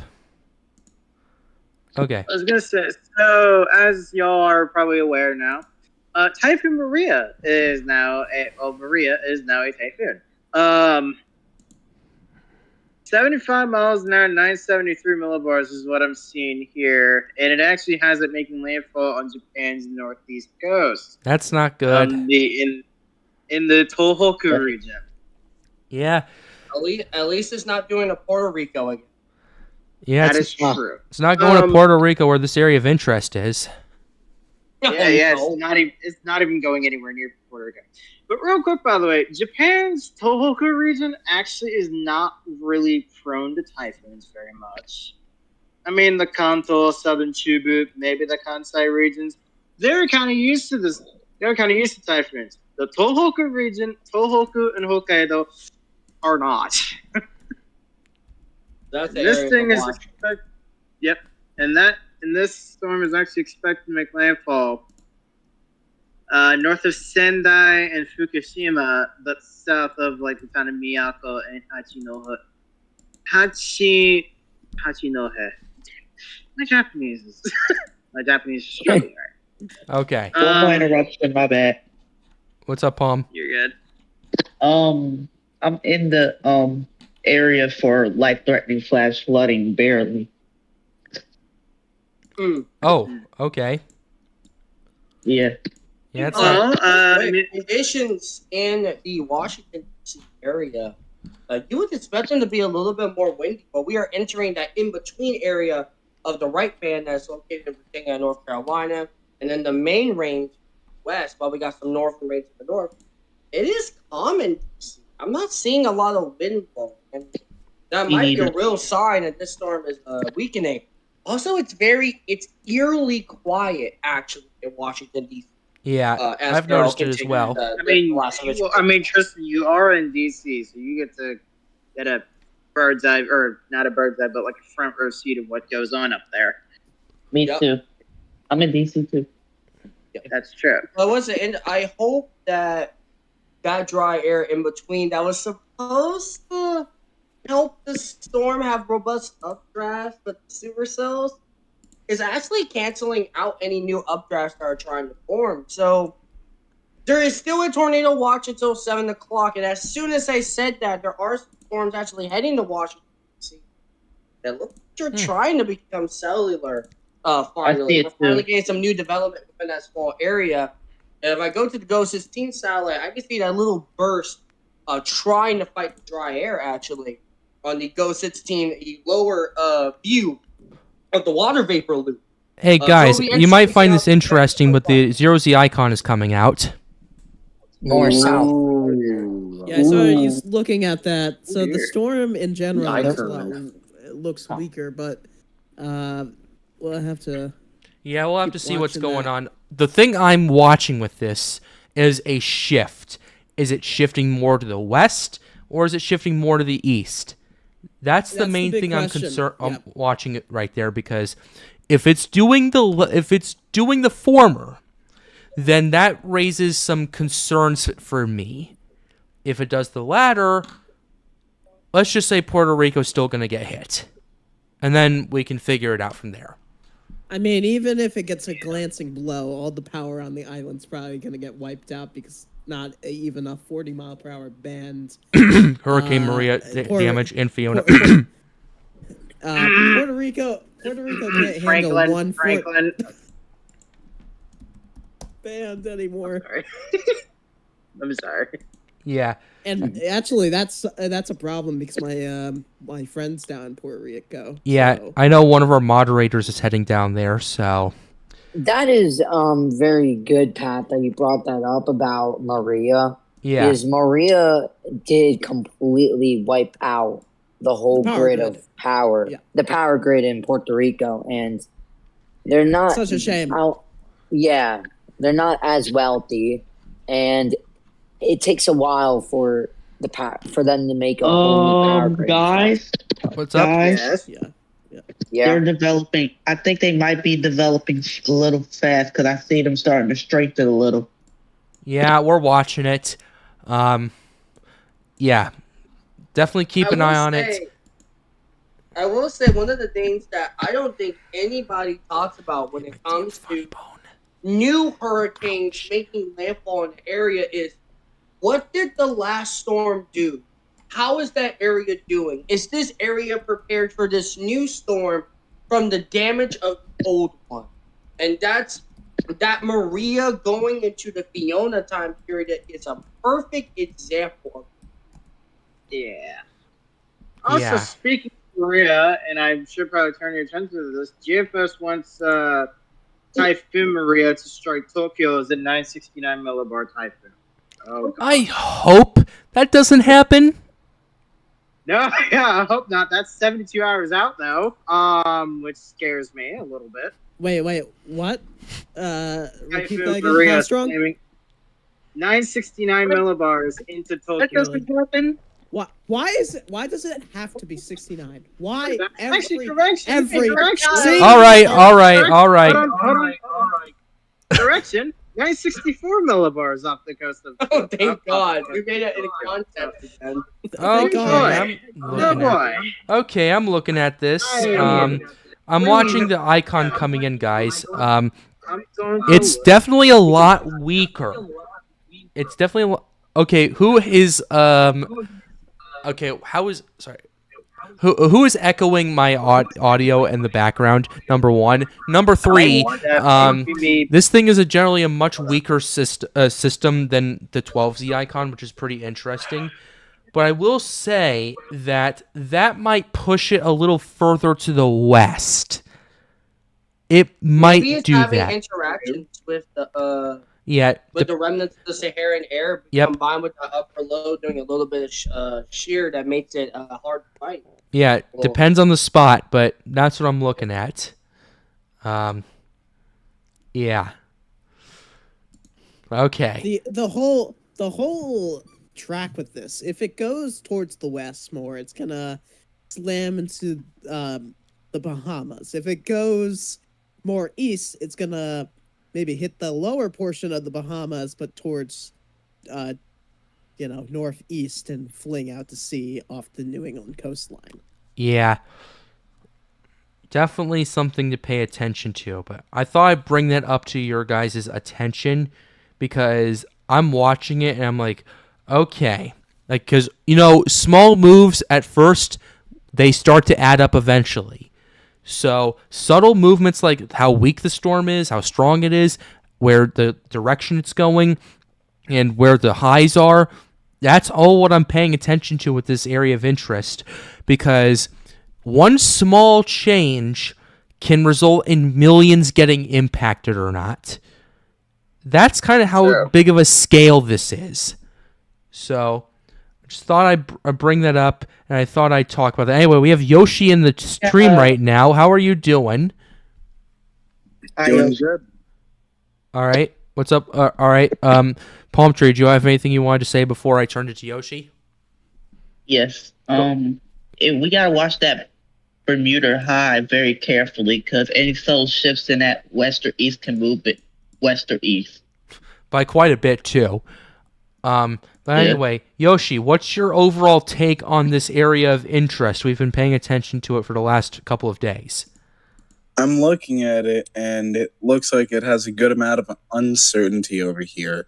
It could go either over the ocean, or it will hit an absolute ton of land. We don't know yet, but I will say anyone in the Caribbean, especially in the Northern Caribbean, should be getting ready in case this thing decides to go south.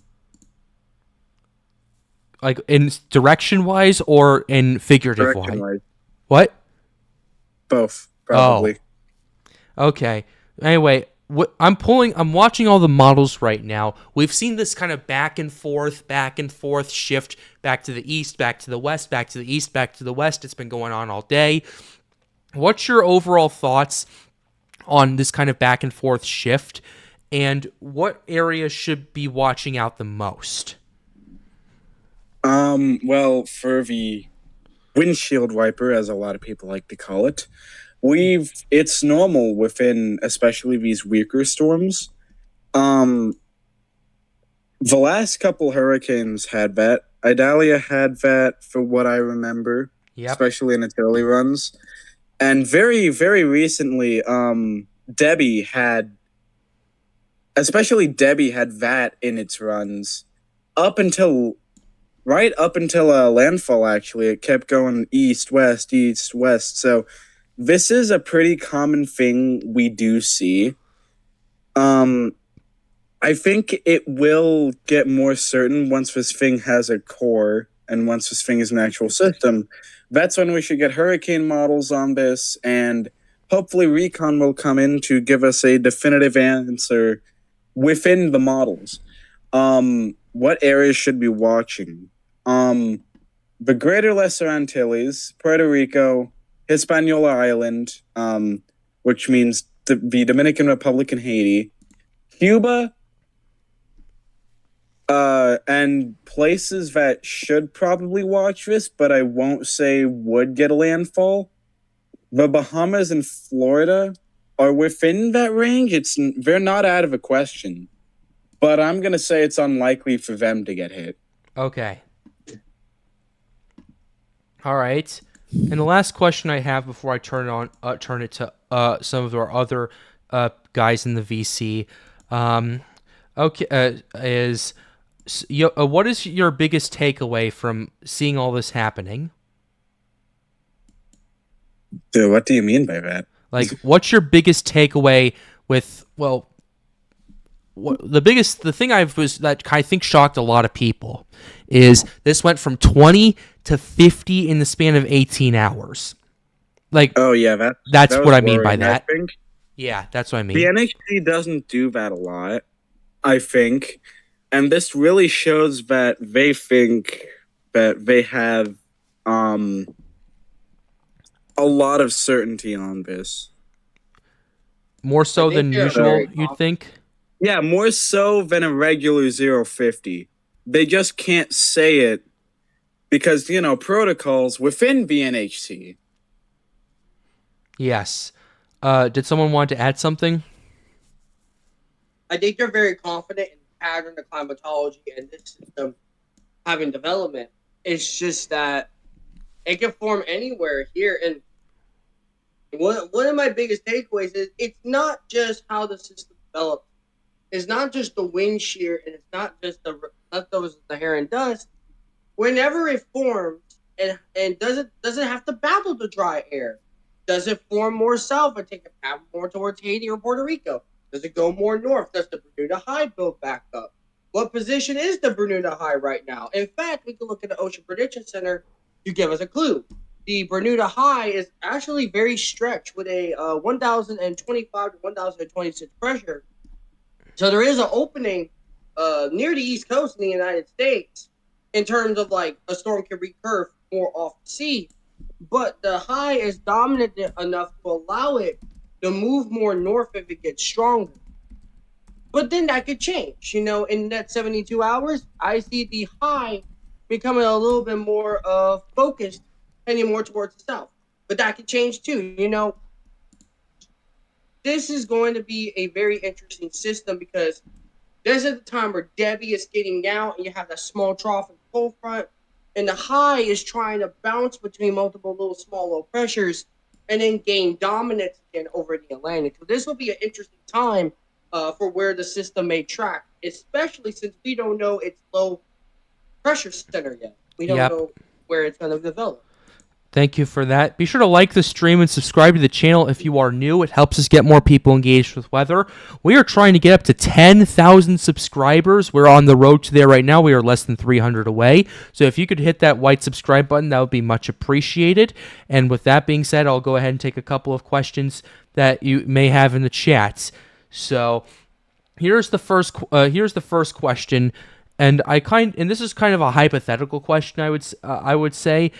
Do you think 200 mile per hour hurricane is possible in the Caribbean Sea if the right conditions because of the warm, deep waters? Yes. We actually came very close to that with Alan. Did 190. Yep. Yeah, we came very close. I was getting ready to say we've had a lot of storms that came really close to 200. Alan, 1980. Dorian in 2019. Wilma in 2005. Irma also came close too. 180. Nice. Yep.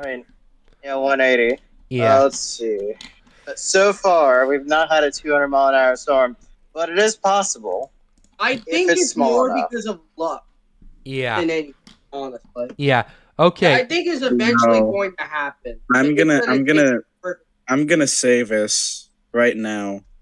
I think the theoretical maximum intensity within the Caribbean is 195 miles an hour. It's damn close, but it's not 200. I think, and I've heard that 195 is the 195. I've heard that 195 is the theoretical max intensity within the Caribbean. Somebody check that. Okay. So We'll take a look at that. We'll take a look at can that. But support 200. Okay, considering we that have some more. Patricia Yeah. did 215 Yeah. near the, and I know it was the East Pacific, but it did it near the same area. In theory, if the Caribbean waters are as warm, you can definitely have a storm have a chance of a 200. This is more of a theoretical question anyway. Yeah, and then Patricia was pretty small. Like smaller the smaller the storm is, the more wind you're gonna get. It's like the ballerina example where it's a figure skater. Yes, exactly. I do want to answer multiple questions within the chat. Sure. There's a lot of people saying, will it hit this part of land? Will it hit that part of land? And I'm going to say this right now. If where you live is west of Puerto Rico, then watch it, but don't exactly expect a certain situation. We don't know what's going to happen west of Puerto Rico. Yeah. All right? Yeah. So the people that are saying, will it hit the Carolinas? Will it hit Florida? Will it hit Cuba? Way too far out. We don't know. Yeah. That's the unfortunate truth of this. We don't know. Okay, so I have the 0Z icon pulled up. According to this... Someone asked, can they start naming storms Darth Vader? You know what? I'm going to do that. Hold on. Does anyone know a popular character named...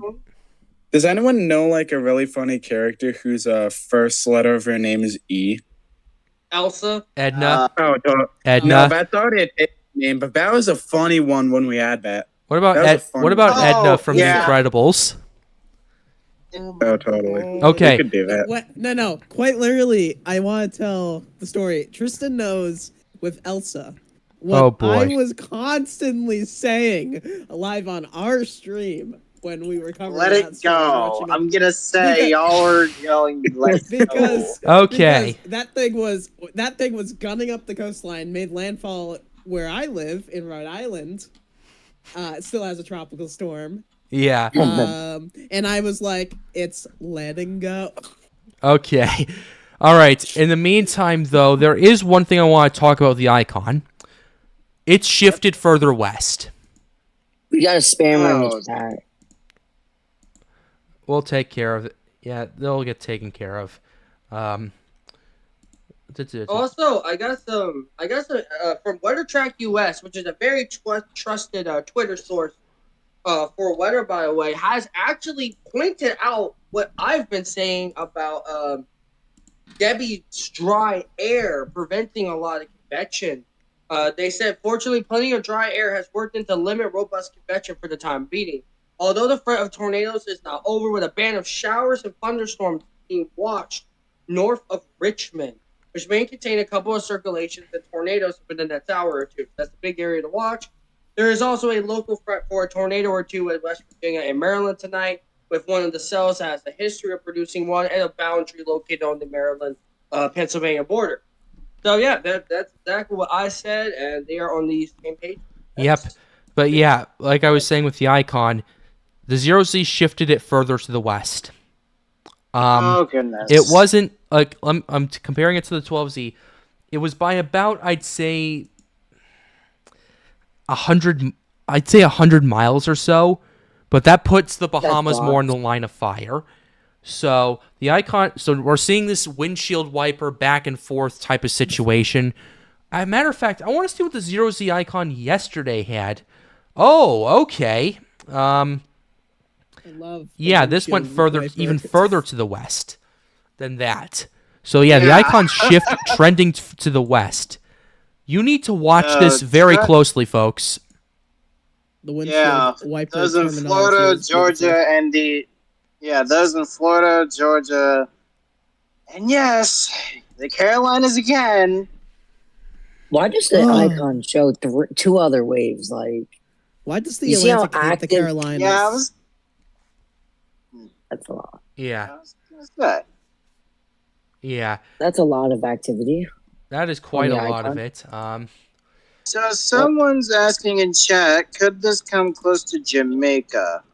That's We out of the don't know question at for this- now. We don't know it. Yeah.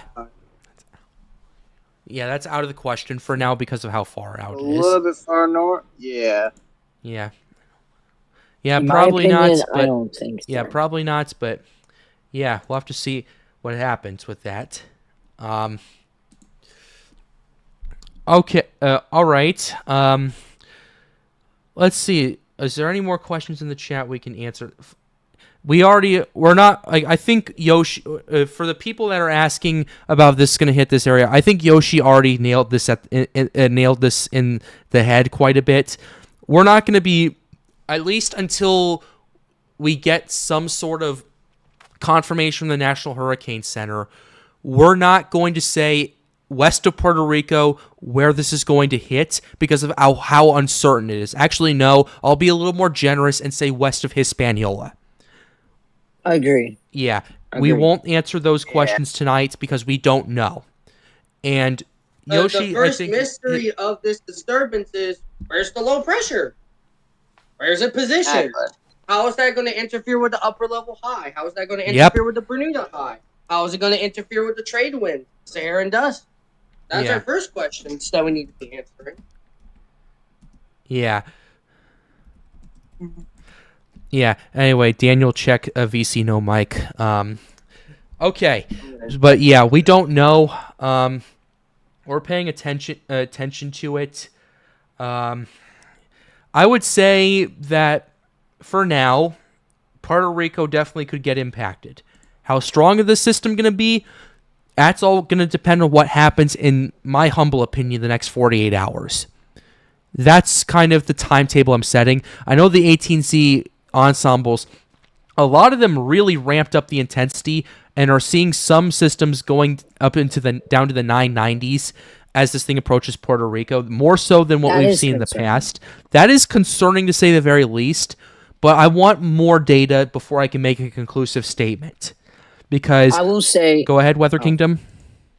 I will say, if you guys are in the way this looks to me with the ensembles, they are getting tighter and tighter, and they're getting, with the latest run, stronger.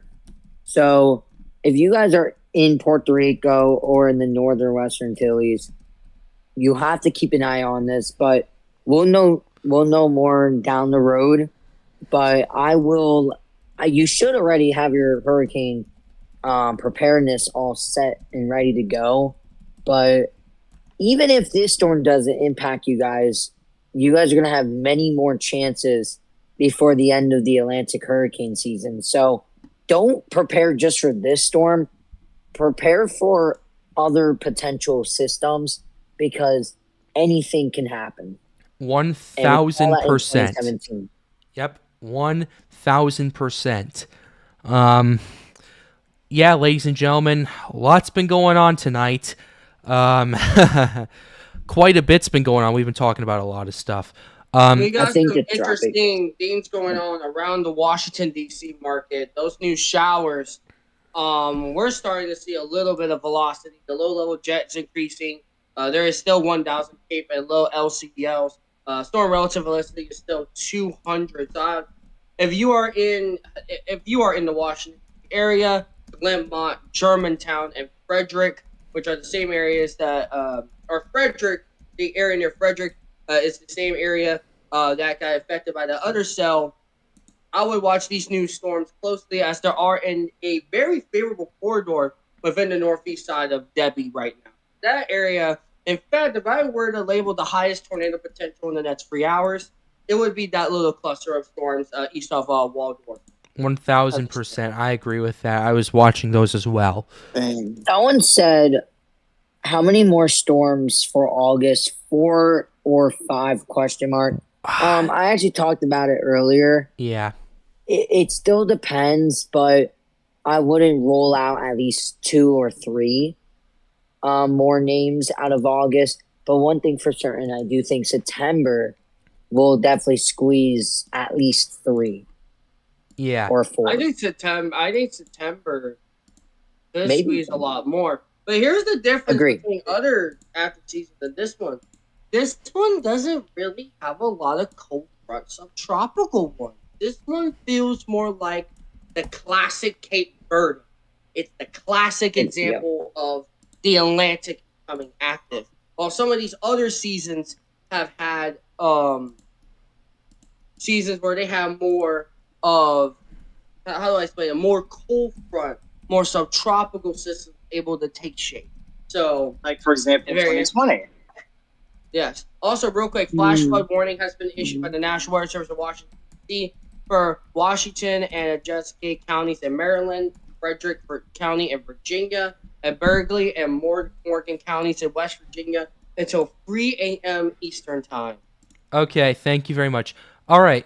Just found it. Okay, so there's two questions I want to go ahead and answer. So the 2 a.m. update will come out from the IHC. Yes, it will. It'll be out in a couple of hours. Another thing, 2 hours and 5 minutes. Yeah, another thing. Someone in the audience was asking asking what happens past the 16th for giggles. Considering that's 10:55 my time, 11:55 Eastern time, why not? I'm going to go ahead and show you the GFS for shits and giggles. That's your one. That's your one curse word for tonight. That's your one curse word for tonight. What's up? Hey, Pat, you need an introduction. What? You need an introduction to the silly stuff, and I got one for you. Go ahead. Let's get right into the crack. Oh my god. Okay. You know what? You can't go wrong with that. Okay. That's okay. I'm gonna relax for a second, but all right. Can I interrupt? All right. Go ahead. Go ahead. Y'all can hear me? Yep, we can hear you. Yes. All right. These storms are about to go. Yeah. Oh, yeah. They're definitely a lot. Yeah, they're east. The storms east of DC. Yeah, I'm noticing that. Yeah. I hope someone saved that, by the way. Okay. Yeah, I know for a fact. I know for a fact Daniel's going to take a screenshot of me just laughing out loud at Tristan's thing right there. But anyway, yes, I just gave the man some ideas. But anyway, because someone requested it, I'm going to show you the GFS for shits and giggles. That's your second word. Yes, I went over my limit. YouTube's going to demonetize me. YouTube, I'm sorry. But, okay. All right. Hold on.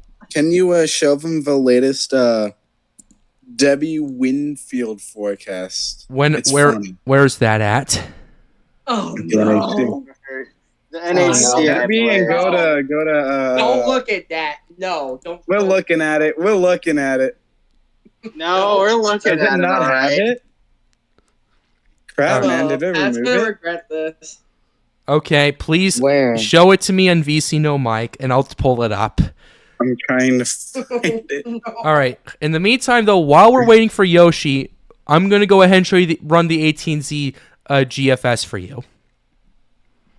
For blanks and giggles. Mm-hmm. No, guys, you should do gits and shiggles. Anyways, I have it in VC No Mic now.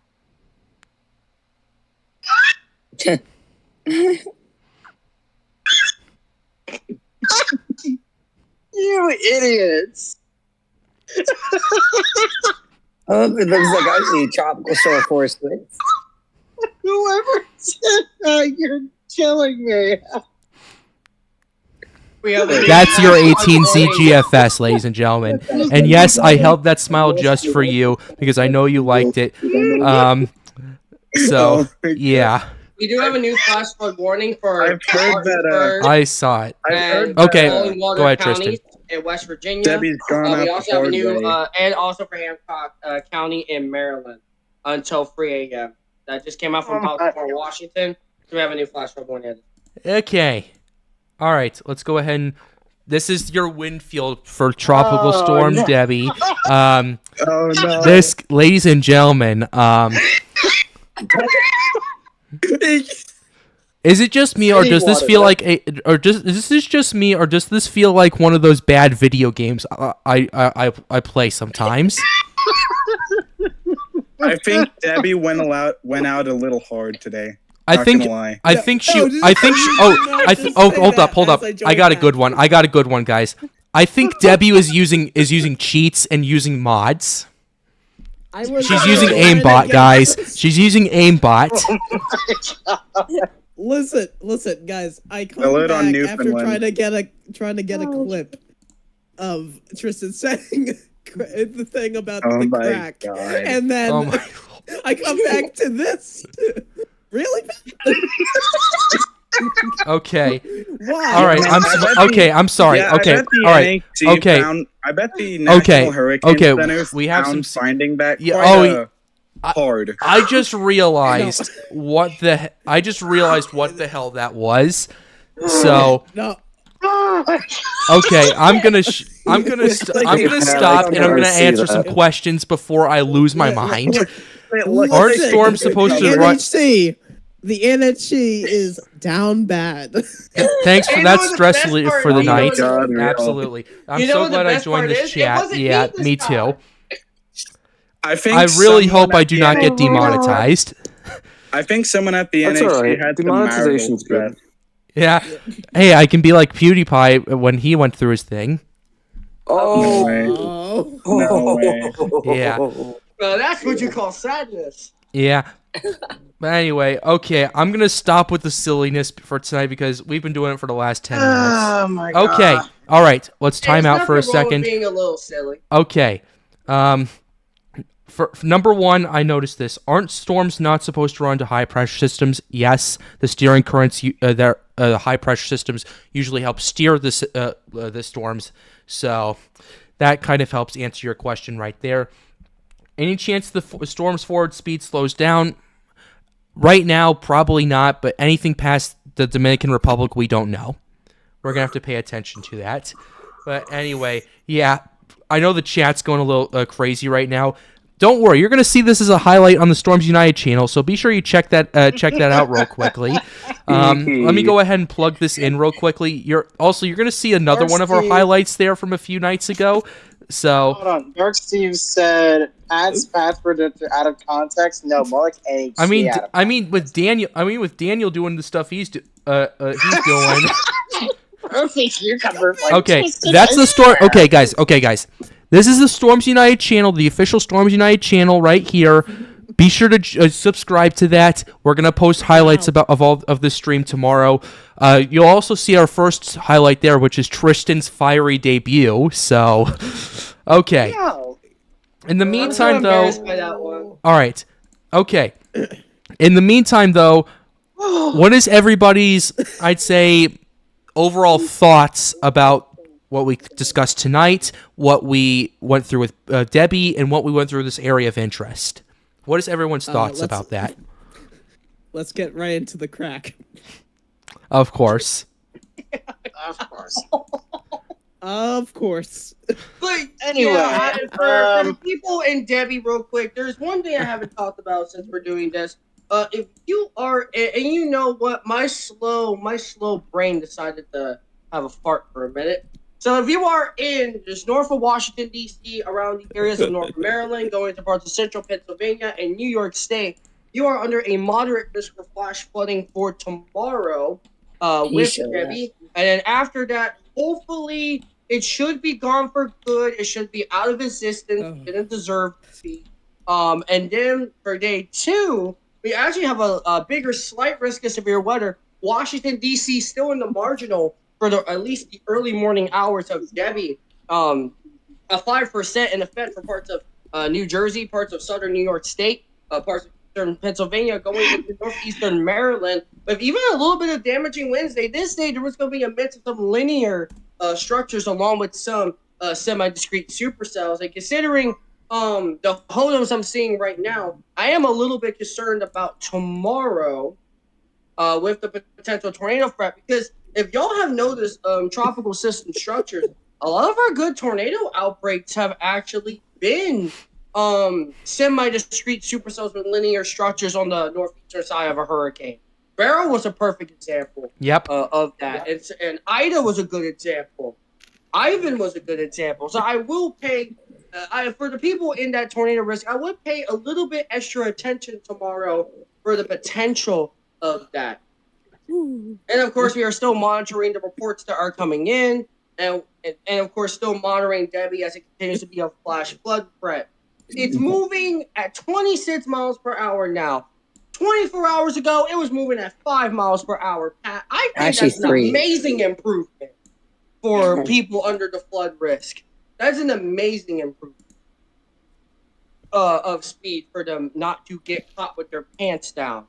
But like everything, we still need to watch it very carefully. Yeah. In terms of the impact of Debbie, I was not 100% right in a way. I was very right about being a worse version of Hermine. All right. Same landfall strength. The steering currents were basically the same, besides stalling over the southeast United States instead of on the coast of New York. So this was basically the worst version of Hermine. Near the same landfall spot too, which was quite incredible for us to predict there. Wow. Yeah, before we continue, I'd like to read out this tweet by Andrew Austin Adler very quickly.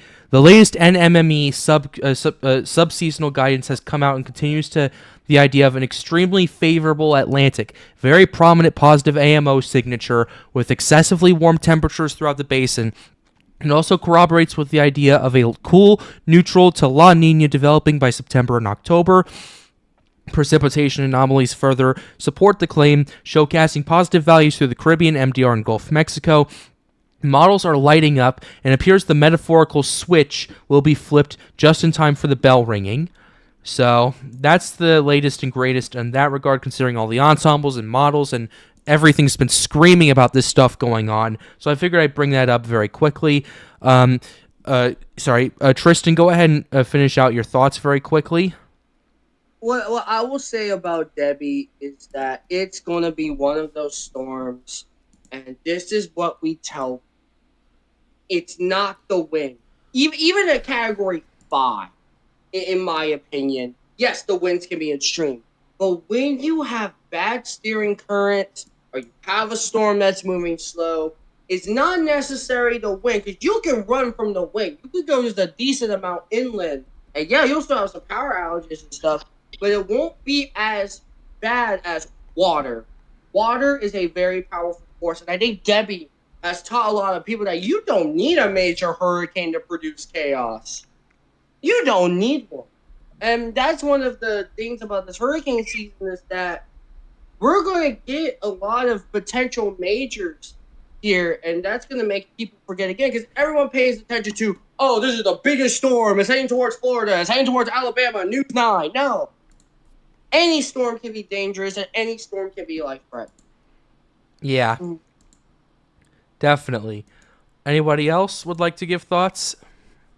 I would like to give thoughts real quick. I do too.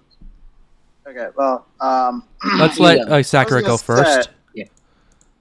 I was gonna say, now I'm pretty sure you all are aware of Typhoon Maria. Well, Typhoon Maria is actually about to strike an area that literally just got hit by a magnitude 7 earthquake. Oh, I've heard about that. Which makes things 10 times, multiple times worse. Yeah. For the Tohoku region of Japan. We're talking Sendai, we're talking Fukushima, that area. Yeah. Now here's the thing. That area is actually still recovering from the kind of still recovering from the 2011 disaster. I'm pretty sure you all are aware of its existence. But and that's going to cause a lot of problems still in the Tohoku region. You know, between let's say Sendai and let's say perhaps even as far south as Tokyo, really. Now we don't know where the heck this is going to go yet. I mean, the JMA and JTWC cones have this going from about, the cone of the effects are going to be, how do I put this? They're going to be more widespread than what the cone says. As a matter of fact, there are still tsunami warnings in effect for the east coast of Japan. Really? Tohoku region, Eastern Kanto, yes.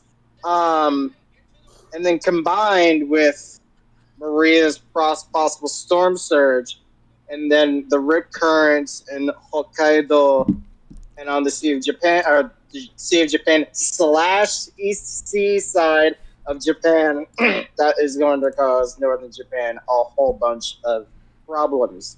How much damage did the earthquake do? Yeah. I'm not entirely sure yet. From the videos that I've seen, it did cause quite a bit of damage, and so it's definitely on the stronger end. Yeah, it definitely was. This is 7.1, so yeah. All right. You said tsunami stuff was. There were tsunami warnings. Yep. Yeah, I saw that too. Is there anything else you'd like to add, Sakura? Now, in terms of Debbie, or the AOI, said, you don't, or the AOI, you don't have to have a major hurricane to cause problems. I mean, think about, let's say, Hurricane Stan of 2005, for example, right? Stan was only a category. Now, here's the thing: I'm not going to say either any of these storms are going to be like Stan, but I'm just giving that as a general example. Yes, Stan 2005. So Stan was quote unquote only category 1. But here's the thing.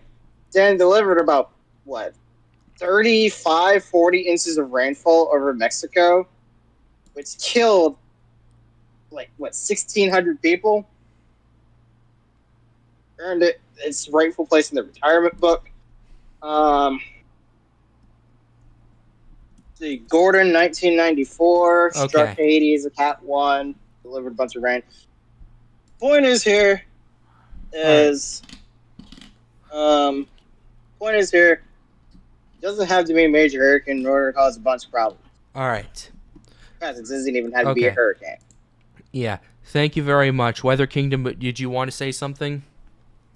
Pretty much to wrap this up, I have a few things. So with Debbie tomorrow in the Northeast, do expect probably your wettest day out of this week so far. Heavy rain is going to be forecast. Do expect flash flood warnings. They do have a wind advisory for 50-mile-an-hour wind gust. So that actually caught me off guard because I wasn't expecting them to put wind advisories.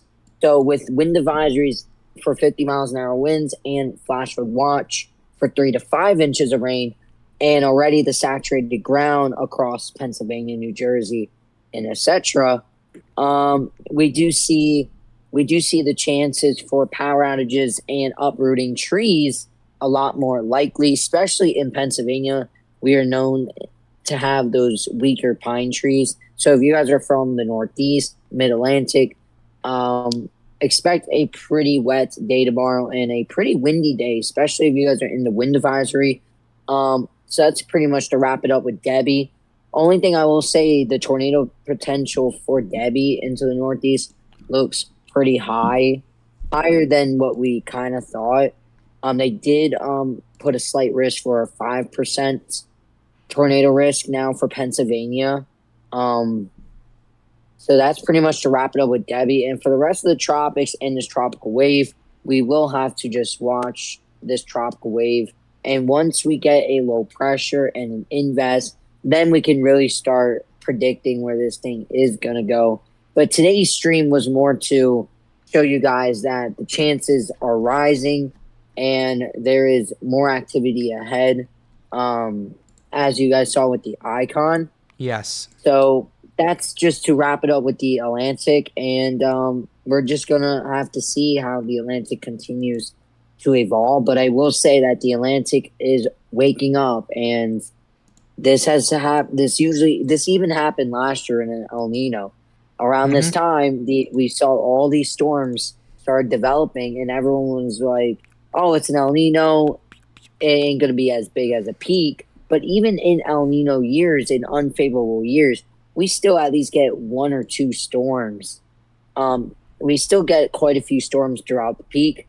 So bottom line is, even if there was some negative things about tonight to the Atlantic, it ain't gonna stop the uptick in tropical activity.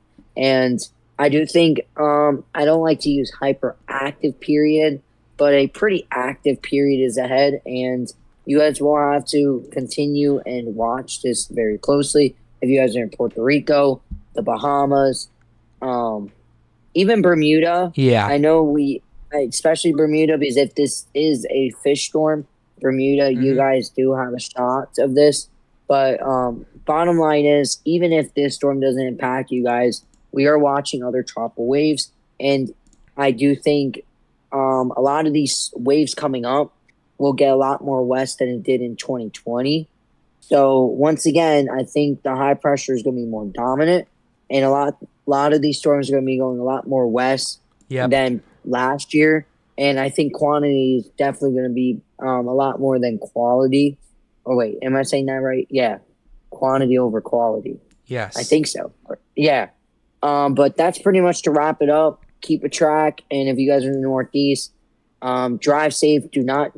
If you guys see flood waters, turn around, don't drown. And with any winds, if you guys have any dead trees or any trees that are about to uproot, make sure you guys are away from those. And I wouldn't be surprised if we do hear some damaged trees or uprooting and power outages tomorrow. Sure. So yeah, that's pretty much to wrap it up with me. Okay. All right. Yoshi, would you like to add anything else? I don't think I have anything to add. Really. All right. Daniel? Stay safe out there. All right. We'll have to add. Thank you very much. And we'll end it on that note, ladies and gentlemen. This has been a bit of an unorthodox stream, especially towards the end. I know, guys.